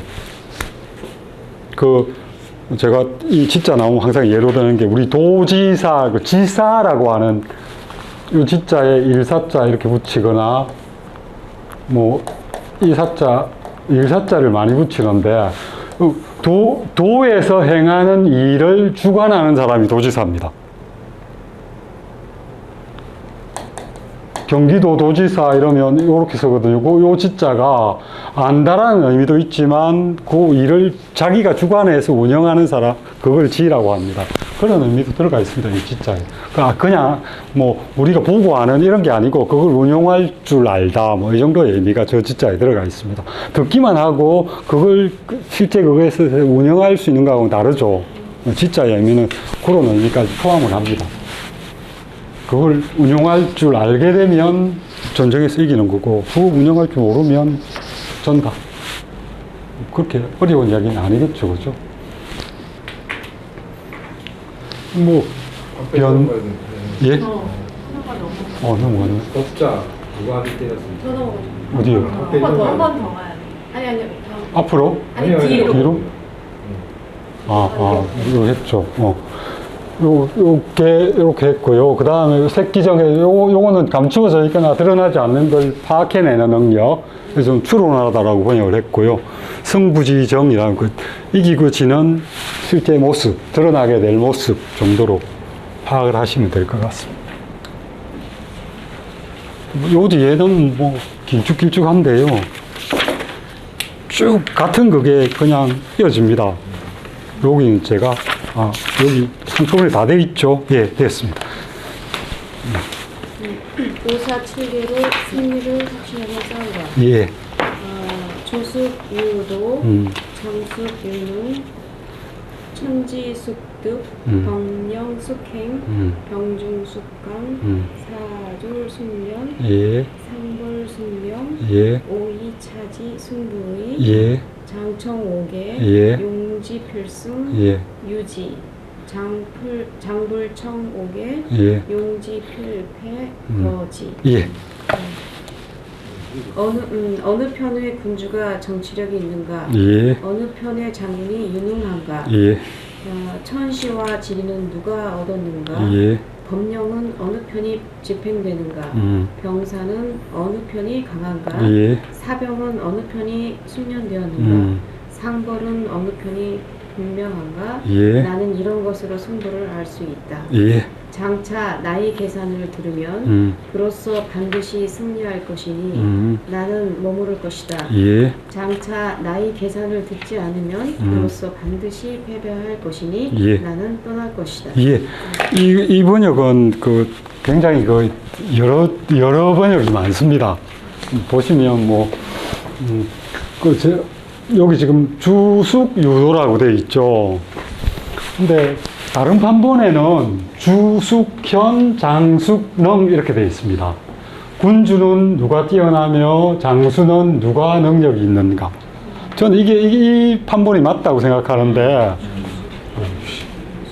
어쨌든 이 책에서는 예, 여기 주숙 유도의 그 판본을 갖고 왔습니다. 군주가 누가 도가 있냐, 또들 앞에 도겠죠. 5가지 중에 도일 겁니다. 통솔력 아니면 이끌 수 있는 힘 뭐 이런 게 되겠죠. 그죠? 그걸로.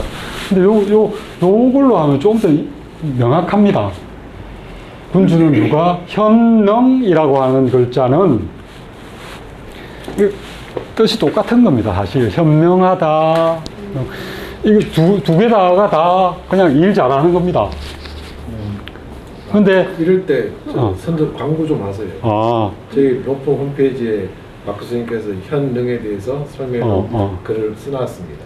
그 로펌 인문학 연구소 페이지에 보면 제가 한 달에 한 번씩 한 페이지 정도 되는 글을 한자 글자 가지고 설명하는 글들을 쭉 하나씩 올리고 있거든요. 그 현하고 능을 좀 설명을 해놨습니다. 이게 이제 원래는 현은 그 대부들 같은 그 왕이 아닌 왕들, 대부, 신하라고 통칭합시다. 신하들 중에 능력 있는 사람을 현이라고 했습니다. 그리고 왕 같은 경우에는 성이라고 했습니다. 뭐 우리 성인할 때 성자, 이게 다 능력 있는 의미입니다. 지 역할을 제대로 하는, 지 역할을 잘 하는 이라는 의미고요. 이 능자는 뭐 물건 만드는 사람, 물건 잘 만드는 사람, 이런 사람한테 능이라고 했습니다. 그러니까 민들에게 적용되는 용어가 능입니다. 여기는 뭐 장군이니까 장수는 기술의 영역에 해당된다고 봐서 능이라고 쓴 겁니다. 현능 두 글자를 붙여서 뛰어난 능력을 가진 사람들이라는 의미가 있습니다. 근데 각각 떼어서 번역해도 뭐 이것도 능력 있는, 이것도 능력 있는인데 이건 육체적 능력과 관련된 능력이고요. 이거는 통솔 능력 이런 것과 관련된 있는 능력입니다. 그러니까 뭐 능력 있는 의미가 두 개 다가 능력 있는 의미인데 그 글자가 배속되는 계층이 다른 겁니다. 그렇게만 이해를 하시면 그러니까 군주는 누가 군주 역할을 잘하며 장수는 누가 장수 역할을 잘하는가. 여기 요거고 그 조소 같은 경우에는 요 유도라고 하는 부분이나 현이라고 하는 거를 도덕이라고 봤고요. 장수의 영역은 지능이라고 봤습니다. 지혜와 육체적 능력, 몸으로 하는 능력, 그걸로 봤으니까 뭐 전체적인 틀에서는 크게 차이가 없습니다. 뭐 누가 도가 있느냐 뭐 이렇게 이야기를 하나, 누가 뭐 왕으로서 역할을 잘하냐 뭐 이렇게 이야기를 하나, 큰 차이가 없겠죠, 그죠? 근데 판본에 따라서 글자가 좀 다르다라고 하는. 천지 숙덕, 하늘과 땅의 이점을 누가 뭐 가지고 있는지, 그럼 법령은 누가 집행했는지, 행은 집행하는 겁니다, 그죠? 집행을 하고 있는지. 요 글자는 법이라고 하는 것은 만들어졌으면 어겨서는 안 된다. 그 다음에 어긴다면 반드시 처벌을 해야 된다. 병중, 숙강, 뭐 병중은 뭐 중자가 들어갔으니까 병사들이겠죠, 그죠? 뭐 사졸 요 두 개의 구분은 모르겠습니다. 정확하게 병과 사를 뭐 어떻게 구분하는지 초기에야 뭐 구분을 했겠죠. 이건 졸이니까 뭐 이 사졸도 사실 두 개가 나뉘어야 되거든요. 이건 요즘 표현대로 하면 하사관들이고, 이건 민들이 징집된 사람들이 졸인 거고요. 이 병중도 뭐 병자는 뭐 병장기를 병이라고 하기도 합니다. 중자 때문에 뭐 이걸 병장기라고 번역하기 좀 그런데요. 이건 물이잖아요. 사람을 지칭하는 건데 정확한 구분은 어떻게 되는지 알 수 없습니다. 여기도 뭐 정확한 구분을 하고 있지 않은데 저도 정확하게 모르겠습니다. 저는 그냥 앞부분은 무기는 누가 강한가, 병사들은 누가, 뭐 병졸들이니까 병졸들은 누가 잘 조련되어 있는가, 이 정도로 보고 있습니다. 상벌은 또 누가 또 분명하게 드러내는가. 이거 뭐 군대를 운용하는 데 가장 필요한 부분들이죠. 그 다음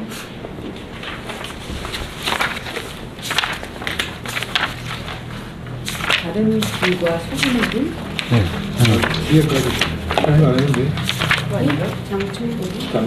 예, 고기를 해야 되는데, 고기를 해야 되는데, 여기가 좀 번역이, 장자를 부사로 뭐 장차 이렇게 보기도 합니다. 근데 전 다 장수로 보는 게 맞다고 봅니다. 그리고 여기 지금 용지라고 쓰는데, 용지는 사실 용병입니다, 용병. 군대 운용입니다. 그렇게 번역하면 좀 악의가 맞는데요.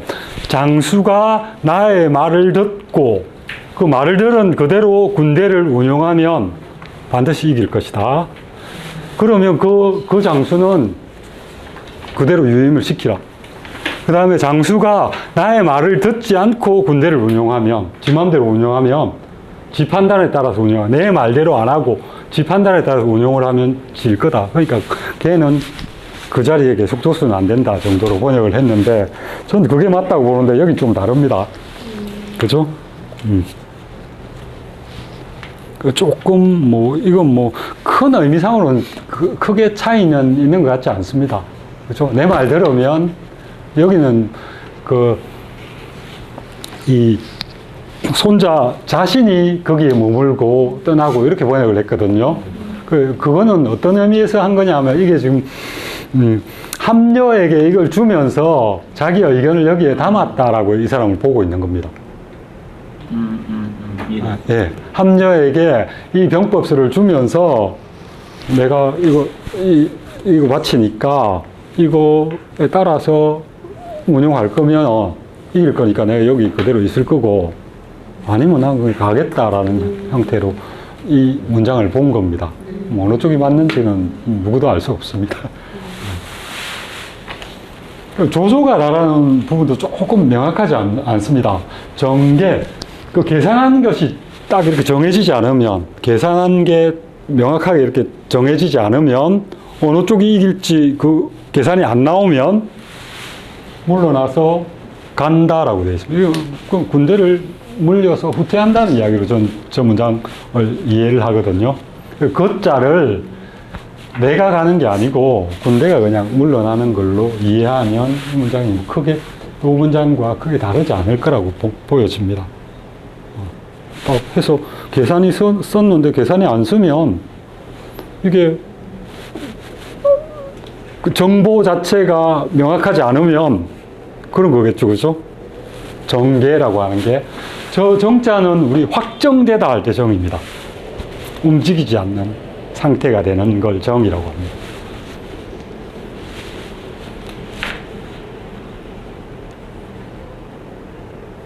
계산이 확정될 수 없으면 그냥 물러나서 후퇴하는 것 정도로 보고 있습니다. 그 다음 부분부터가 이 손자병법의 제가 보기에는 그 굉장한 그 이야기들을 담고 있는 부분인데요. 여기 한번 보겠습니다. 그 다음 구절 좀 한번 읽어봐 주십시오. 다른 길과 속이는 길, 예, 대리 이청 내위 지세, 예, 이좌 기의, 기회, 예, 인리이 재권이, 예, 경자 궤도야. 예, 외적으로 기본적인 계산이 유리하게 나와 전쟁을 하게 되면 예, 이제 형세에 따라 외적으로 지원한다. 예, 기세란 유리하게 임기응변하는 것이다. 예, 전쟁이란 속이는 길이다. 예. 이 구절이 참, 이 마지막에 전쟁이란 속이는 길이다라는 용어, 이게 이제 사실은 손자병법을 대표하는 문장이거든요. 그래서 손자의 전쟁 철학은 속이는 거다라는 그런 뉘앙스가 굉장히 강하게 이렇게 번역이 되는데, 궤도를 그렇게 번역하면 안 됩니다. 괴자가 그런 의미가 없느냐? 그건 아닙니다. 있습니다. 요 설명을 좀 하겠습니다. 자, 계리 이청. 이 청은 받아들이다는 의미입니다. 듣다라는 의미도 있고요. 우리 조선시대 때도 보면 임금이 표현할 때, 신하가 어떤 이야기를 할 때 청이라고 쓰는 용어는 그냥 듣는 게 아니고 그걸 받아들인다는 의미입니다. 청자는 듣고 받아들인다는 의미입니다. 여기도 마찬가지.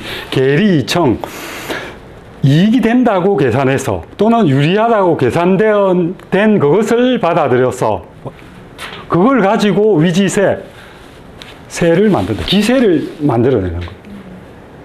그 다음에 그렇게 해서 그 계산 바깥에 있는 어떤 것들을 돕는 겁니다. 이 사람은 여기에다 이 문장을 어떻게 봤느냐 하면 이자어 외어자를 저기 하나 집어넣은 걸로 봤습니다. 바깥에서 돕는다 이렇게 번역을 한 건데, 상법지, 조조가 상법지 외에 상은 상자도 나중에 설명을 좀 이거는 그 앞에 말했던 5가지의 법입니다. 5가지 중의 법입니다.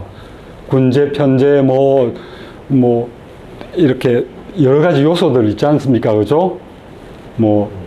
그 군량, 운송로, 비용 이런 것들, 그거는 이제 딱 정해져 있는 그겁니다. 근데 전쟁, 우리가 이 손자병법을 읽을 때 제일 주의해야 될 전제가 있습니다. 전쟁이라는 거는 어떤 상황이 될지 모르는, 그러니까 닥치는 상황은 항상 상황에 따라 다르죠. 그리고 전쟁은 대적하는 상대와 나의 반응과 맞반응의 연속입니다. 그러니까 전쟁이라는 상황은 어떤 형태로 진행될지 알 수 없습니다. 부딪혀서 내가 어떤 모션을 취하면 상대는 그것에 따라서 또 모션을 취하고 그 바뀐 모션에 따라서 나도 또 다른 형태로 움직여야 되는 언제나 변화 속에서 진행될 수밖에 없는 그런 상황이 전쟁입니다. 그래서 이 기외라고 하는 것은 아까 법에서 이야기했던 항목들 바깥에 있던 어떤 것들, 파악되지 않고 전장 상황에 가서야만 파악될 수 있는 다양한 것들, 그게 기외입니다. 그 상법이라는 게, 그 상법이라고 하는 게 정해져 있는 어떤 그 군제나 뭐 이런 것들이 상법이거든요. 그거 이외의 부분입니다. 전쟁은 항상 굉장히 역동적이고 유동적인 상황에서 진행되는 것이다라고 하는 걸 일단 기억을 해 놓으십시오. 그 다음에 세라고 하는 기세라는 개념인데, 저거는 말로 좀 우리 산의 모습을 이렇게 보면 그게 산의 형이죠, 그죠? 형을 보면 이 형에 따라서 뭔가가 쫙 내려오는 어떤 걸 뭐 볼 수 있겠죠. 날카로움을 느끼거나 아니면 부드러움을 느끼거나 이런 걸 느끼는 거겠죠. 그 느낌을 새라고 합니다. 저 새는 한비자에서부터 시작된 용어고, 이후에 한비자가 아니고 이 손자에부터 시작된 용어고요. 역동적인 상황에서 뭔가를 이루려고 할 때 가장 중요한 요소로 언제나 새가 등장합니다. 한비자도 그렇고요. 한비자도 새 개념을 굉장히 중요시하거든요. 그건 뭐냐면, 새라고 하는 거는 어떤 형을 이루느냐에 따라서 그 새가 만들어지는 겁니다. 그래서 형과 새는 항상 이어져 있습니다. 형도 역동적인 것이고, 새도 굉장히 역동적인 겁니다. 그래서 저는 이 형을 역동적인 적어도 손자병법에서는 그냥 모양이 아니고 역동적으로 변화하는 형입니다. 지정입니다. 새는 그 역동적으로 변화하는 형태에서 뿜어져 나오는 기세입니다. 그래서 기세를 파악할 수 있어야 되고요. 그것에 따라서 형을 운용할 수 있어야 그 기세가 계속 유지되거나 더 강한 기세를 만들어낼 수 있죠. 요 두 개념이 굉장히 나중에 이 손자에서는 계속 이렇게 군데군데 이렇게 등장을 하고요. 나중에 저 개념을 굉장히 잘 활용한 사람이 한비자입니다. 요거 나중에 요 글자도 좀 한번 봅시다. 그대로 제가 한번 번역해볼게요. 기세라고 하는 것은 이로움에 따라서 제약하고 조절하는 것이다. 여기 번역하고 조금 다릅니다. 제권이라고 하는 건, 제는 그야말로 제어하는 겁니다. 제어하는 거고요. 권이라고 하는 거는, 원래 권의 의미는, 우리 옛날에 혹시 옛날 저울을 혹시 보신 적이 있으신지 모르겠는데, 그 저울 때 눈곱이 쫙 이렇게 가 있고요. 여기에 추가 이렇게 달려 있습니다. 여기 물건을 올리고, 요 추를 쭉 이렇게 들 수 있는 끈이 있고, 이렇게 붙잡아서 추를 이렇게 움직여서 평행이 되는 거기에 눈금의 그 숫자를 읽으면 요거 무게가 나옵니다. 요 추가 권입니다. 요 추가. 그래서 저 권자는 저 추이기도 하면서 추를 움직이다의 의미가 있습니다. 제는 제어하는 거요. 그거는 그걸 움직여서 딱 맞추는 겁니다. 유리한 형태로. 자, 유리함에 따라서 제어하고, 제가 뭐라고 보낼게요? 저울질하여 맞추는 것. 그러니까 역동적이라고 하는 걸 기억을 하십시오. 새는 언제나 변합니다. 우리 판새가 변했다 이런 표현을 쓰죠. 뭔가에서 툭 잘못 선거 같은 거 할 때 사건 하나가 팍 생기면 판세가 요동치게 되죠. 그 툭 변하는 이런 것들이 형입니다. 형. 그걸 얼마나 잘 조절하느냐에 따라 이 세가 유지되고 세가 강해지기도 하고 세가 기울기도 하고 그렇게 되는 겁니다. 조조는 더 명확하게 표현을 해놓고 있습니다. 제어한다라고 하는 것은 조절하는 것, 저울질한 것에 따라서 제어를 하는 겁니다. 왜 유리한 쪽으로 그걸 제어를 해야 되는 거니까. 그 다음에 권인사제야. 이 저울질이라고 하는 것은 사안에 따라서 제어하는 것이다. 일의 경우에 따라서, 이런 일, 저런 일, 이런 거에 따라서 제어하는 것이다. 그런 부분이 여기 명확하게 지금 번역되어 있지 않습니다.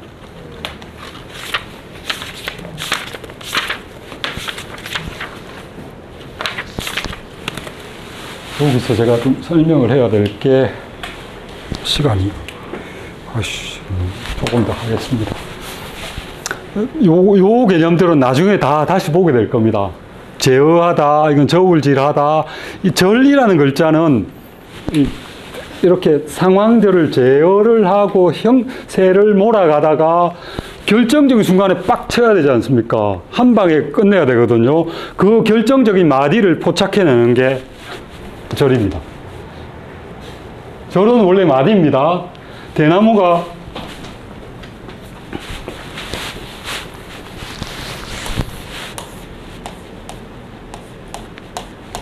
있으면 이렇게 마디들이 있죠. 이 마디들을 절이라고 하거든요. 근데 한비자에서 사용하는 이것도 굉장히 중요한 개념인데, 이렇게 형세를 통해서 만들어 가다가 상대방에게 결정적인 타격을 가해서 끝장을 낼 수 있는 그 타임을 포착해내는 그 타임이 바로 절입니다. 그 다음에 저는 이게 궁금해서 저도 좀 이렇게 생각을 해봤는데, 우리 한자 중에 방법을 의미하는 글자가 굉장히 많습니다. 도도 방법이고, 술도 방법이고, 수도 방법이고, 법도 방법이고, 사전 찾아보면 다 방법이라는 의미가 있습니다. 도는 길이죠. 출발점에서 목적지에 도달하는 길이자 이것도 길이니까 어떤 방법이죠. 그죠? 그런 의미에서 도가 방법이고요. 그 다음에 이 술이라고 하는 거는 우리 기술을 할 때 술을 쓰죠. 그 다음 업무 같은 것도 술을 씁니다. 특별한 어떤 방법으로 그것에 도달하는 길이 술입니다. 다른 사람은 못 보고 나만 보고 있는 방법으로 도달하거나, 또는 다른 사람은 못 만드는데 나만 그 만드는 방법을 알고 있거나, 이런 것을 수를 씁니다. 이 수는 그야말로 계산하는 겁니다. 바둑에서 이렇게 계산해서 조기의 결과를 10번 나와서 어떤 결과에 이르게 되는 거죠. 그걸 계산해서 어떤 길에 결국 출발점에서 목표로 하는데 이러는 방법이라는 의미는 다 갖고 있습니다. 법도 마찬가지입니다. 어떤 규정이나 규칙에 따라서 목표에 이르는 것, 요것도 방법이라는 의미를 갖고 있습니다. 그래서 술수 2개 붙여 쓰기도 하고요. 도술 이렇게 2개 붙여 쓰기도 하고, 그죠? 법술 이렇게 쓰기도 하고요.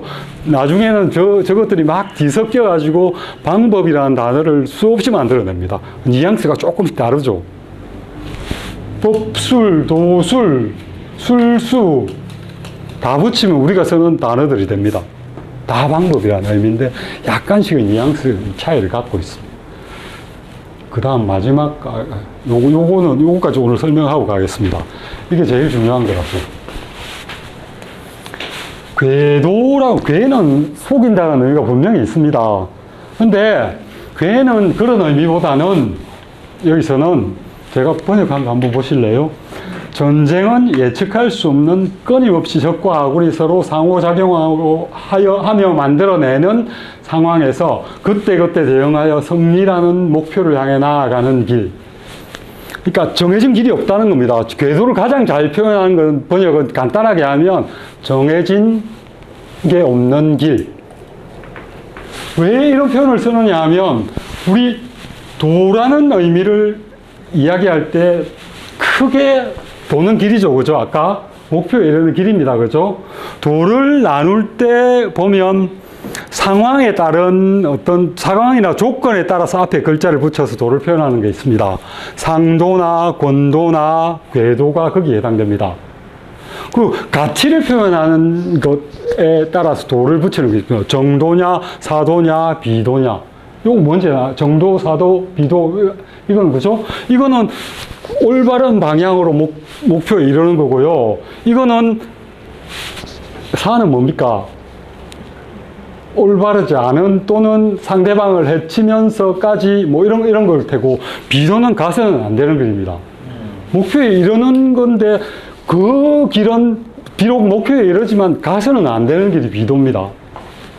그 가치와 관련돼서 이렇게 세 개, 뭐 다른 걸로 더 분류할 수도 있겠지만은 요거 이제 상황이나 조건에 따라서 상도라고 하는 것은 어떤 거냐 하면 우리가 상이라고 하는 육아에서는 가장 이상적인 상황으로 보는데 아무 일이 없는 상황이 제일 좋은 상황입니다.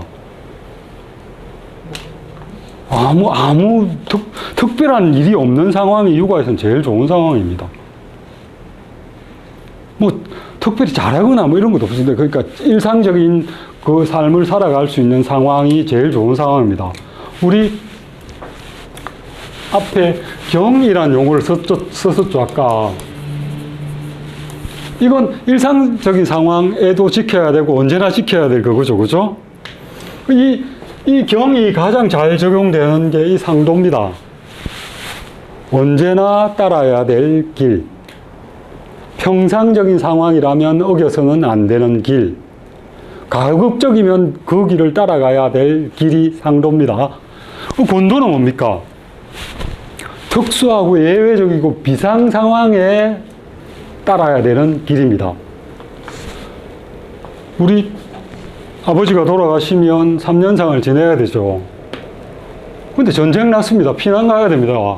가는데 아버지가 돌아가셨습니다. 3년상 지낼 수 있습니까? 급하게 감회장을 해야 되죠. 그게 권도입니다. 권도. 임금이 즉위하는 절차가 있습니다. 장자가 딱 가야 되죠. 장자가 사람 역할을 못하죠. 그럼 그 밑에가 올라가야 되잖아요. 그건 상도가 아니고 권도입니다.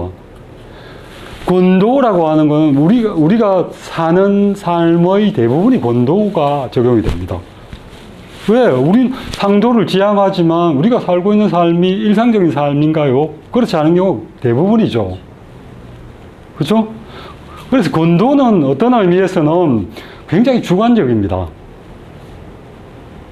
힘 있는 사람의 주장들이 권도로 먹힐 가능성이 큽니다. 그런데 그 권도라고 하는 게 그것의 의미, 아까 권이 뭐라고 했습니까? 저울질하는 거잖아요. 처해 있는 상황을 저울질해서 딱 우리가 원래 도달해야 될 목표에 효도하는 방법이잖아요. 아버지 장례 잘 지내는 거.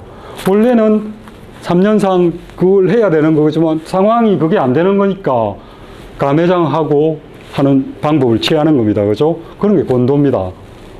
저울질의 상황에 이것도 근데 그 변칙 상황이라는 건 특별한 상황 하나로 고정된 거죠. 근데 이 궤도라고 하는 거는 그런 거 자체가 아예 없는 거, 그 적용할 수 없는 상황입니다. 저는 이렇게 봤습니다. 규칙에 따르지 않아도 되고, 정해진 경우에 얽매이지 않아도 되고, 어떤 방법을 동원해서라도 승리라고 하는, 이기는 것, 또는 피해를 입는 것을 막아야 하는 길. 왜? 거기 저면 나라 망하잖아요. 전쟁이라고 하는 건 그런 겁니다. 전쟁이라는 것은 어떤 상황도 고정되어 있는 상황도 아니고요. 비상 상황이 끊임없이 반복되는 그런 상황입니다. 언제나 맞서고 있는 적의 그 태도나 행동이나 반경이나 이런 거에 맞추어서 내가 그걸 해야 되는 그런 거기 때문에 이 궤도라고 하는 건 절대 속임수가 아닙니다. 그 안에 밑에 있는 내용도 그렇지 않습니까? 뒤에 한번 읽어보십시오. 이게 뭐 속임수입니까? 보십시오. 이거 뭐 유능하지만 무능하게 보여라. 이건 속임수일 수 있죠. 유능함에도 무능하게 보여라. 이것도 속임수일 수 있습니다. 가까이 공격하려면 먼 곳을 이것도 속임수. 멀리 공격하려면 가까운 곳을 공격하라. 이익으로 유인하고 이성을 잃으면 제압하라. 적이 견실하면 대비하고 적이 강하면 피하라. 이게 속임수입니까? 화나게 하여 흔들어라. 이게 속임수입니까? 비굴하게 행동하여 교만하게 하라. 이게 속임수입니까? 여기 있는 모든 것들은 적이 내보다 강하지 않게끔 만드는 방법들입니다. 내가 적의 힘을 약화시킬 수 있는 모든 방법들입니다. 그러니까 전쟁의 승리라고 하는 도달점에 도달하기 위해서는 적이 약해져야 되잖아요. 그런 것에 동원될 수 있는 어떤 제약도 없고 어떤 규정도 없는 모든 것들을 다 동원한 길, 그게 궤도입니다.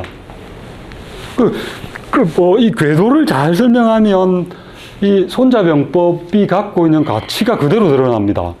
근데 이거를 전쟁은 속임수다 이렇게 해버리면 손자병법이 갖고 있는 가치의 제가 보기에는 90%를 날려버리는 겁니다. 그래서 손자병법 소개할 때 제일 중요한 문구로 이 문구를 들거든요. 병궤도야 전쟁은 속임수다. 이 문구를 들어서 손자병법을 소개하는 건 전 손자병법을 굉장히 잘못 소개할 가능성이 큰 문장이라고 생각을 합니다. 괴라는 의미. 뒷부분은 정말 좋은 얘기예요. 여기 그 다음 부분은 조금 설명해야 될 부분이 있습니다. 그죠? 너무 오래 하면 또 안 그래도 제가 너무 열을 내서 쟤만 신난 것 같아가지고. 저희도 굉장히 내부장이 신나요. 네, 고맙습니다. 네. 뒷부분 좀 보고요. 그 다음 두 장을 다음 시간에 할 생각입니다. 네. 제가 이거 읽어보면서 좀 재밌는 게 이런 장군의 승리 비결이므로 사진을 세워나가서는 안 된다. 다 세나갔는데. 그것도 번역에 조금 여지가 있습니다. 그래. 예. 아니 영어로 된 거 읽어보니까 똑같이 할 때. 예, 영어도 그렇게 되어 있습니다. 예. 그래서 조금 번역에 제 번역은 조금 다르거든요. 그 조조 해설에 따라서 저는 번역을 했는데 그 번역도 다음 시간에 한번 검토를 해보겠습니다. 다음 시간에 시작하는 게 어디예요? 오늘 한 거 다음이죠. 12번. 12번부터 다시 12번까지 했습니다. 13번. 1번까지 11번 12번부터 볼까요? 11번까지 있습니다. 예. 12번부터 볼까요? 예, 12번부터 하죠. 어디까지 볼까요? 일단 너무 엄하게 하지 마시고. 예. 시간 그럼 일단 두 번째 시간 작전까지 볼까요? 네. 여기도 좀 많이 남았으니까 작전까지 봅시다. 모공도 한 시간쯤 해야 되고 형세를 또 한 시간 두 개를 한 시간 정도 하고요. 유동적으로 좀 합시다. 저희가 이게 진도에 너무 목매지는 않는다. 근데 이게 정말 좋은 거 들었네. 네. 계속 네, 너무 좋은. 근데 이게 궤도가 가치적으로 보면 약간 사도랑 비슷하다고 보시면 전쟁이 그만큼 절박한 것이기도 하고요. 사도는 아니죠. 사도라기보다는 그러니까 상이라는 글자는 평상이 계속 유지되는 거잖아요. 상이라는 글자를 어디서 가져온 거냐 하면 자연의 운행에서 가져오는 겁니다. 그러니까 사계절의 변화, 밤낮의 변화, 해와 달의 변화 이런 것들은 정해져 있죠. 거기에서부터 가져와서 인간 세상에 적용한 게 상도입니다. 자연이 규칙대로 움직이듯이 사람도 타고난 본성대로 움직여야 되는 거죠. 평상의 그거고요. 그 다음에 그게 되지 않는 변칙적인 상황들이 끊임없이 발생하죠. 거기에 적용되는 어떤 길이 있어야 될 거예요. 그게 권도입니다. 근데 변칙적인 길이라고 하는 거는 한순간 한순간이잖아요. 아까 예로 들었듯이 어떤 상황이 발생했을 때 일상적인 상황이 아닌 다른 상황이 발생했을 때 대처하는 어떤 길입니다. 근데 이 궤도라고 하는 것은 그 일상적이지 않은 상황들이 끊임없이 계속 이어지는 겁니다. 목표 자체도 전쟁에서의 승리라고 하는 목표, 그거밖에 없죠. 그 승리에 도달하는 데까지 계속 끊임없이 적군과 아군의 상호작용에 의해서 상황들이 변화되는 겁니다. 역동적으로 계속 변하는 상황이죠. 역동적으로 계속 변하는 상황에서는 정해져 있는 규정이나 이런 것들이 의미가 있을 수가 없죠. 아니 그런 의미가 아니라 사칭이나 사기나 이런 것들은 어떤 이익의 목적을 위해서 그렇게 거짓으로 하는 거잖아요. 속이거나, 예. 그러니까 궤도도 되게 변화하는 여러 가지 상황들에 대해서 승리라는 목적을 위해서 유연하게 대응을 하는 건데 그 안에는 예. 그러니까 가치적인 아까 세 가지 중에 보면 약간 사도에 가깝지 예. 않느냐 그런. 예. 여기 지금 제가 아까 설명을 안 했는데 보십시오. 병무상형 이렇게 돼 있죠. 정해져 있는 형태가 없다. 이 괴작 위도, 이 괴는 뭐 번역은 어떻게 되냐면 속이는 것과 두 개를 다 속이는 의미로 썼습니다. 속임수 서는 거 그걸 기본적으로 그걸 한다라고 하는 형태로 그걸 해놨습니다. 근데 이 부분만 볼 게 아니라 이 부분이 중점인 거죠. 정해져 있는 그게 없다라고 하는 거. 이 바둑에서도 정석을 배우되 바로 익히면 잊어버리라고 하거든요. 그것도 그렇죠. 그냥 정석적으로 예, 예. 두지 마라. 예. 알지는 알더만. 그런 뜻 같네요. 아마 바둑도 전쟁이지 않습니까? 예. 예. 상대방이 놓는 거에 따라서 내가 움직여요. 그건 한 다음에는 그때도 바꿔서 하잖아요. 예. 지면 안 돼요. 그렇습니다.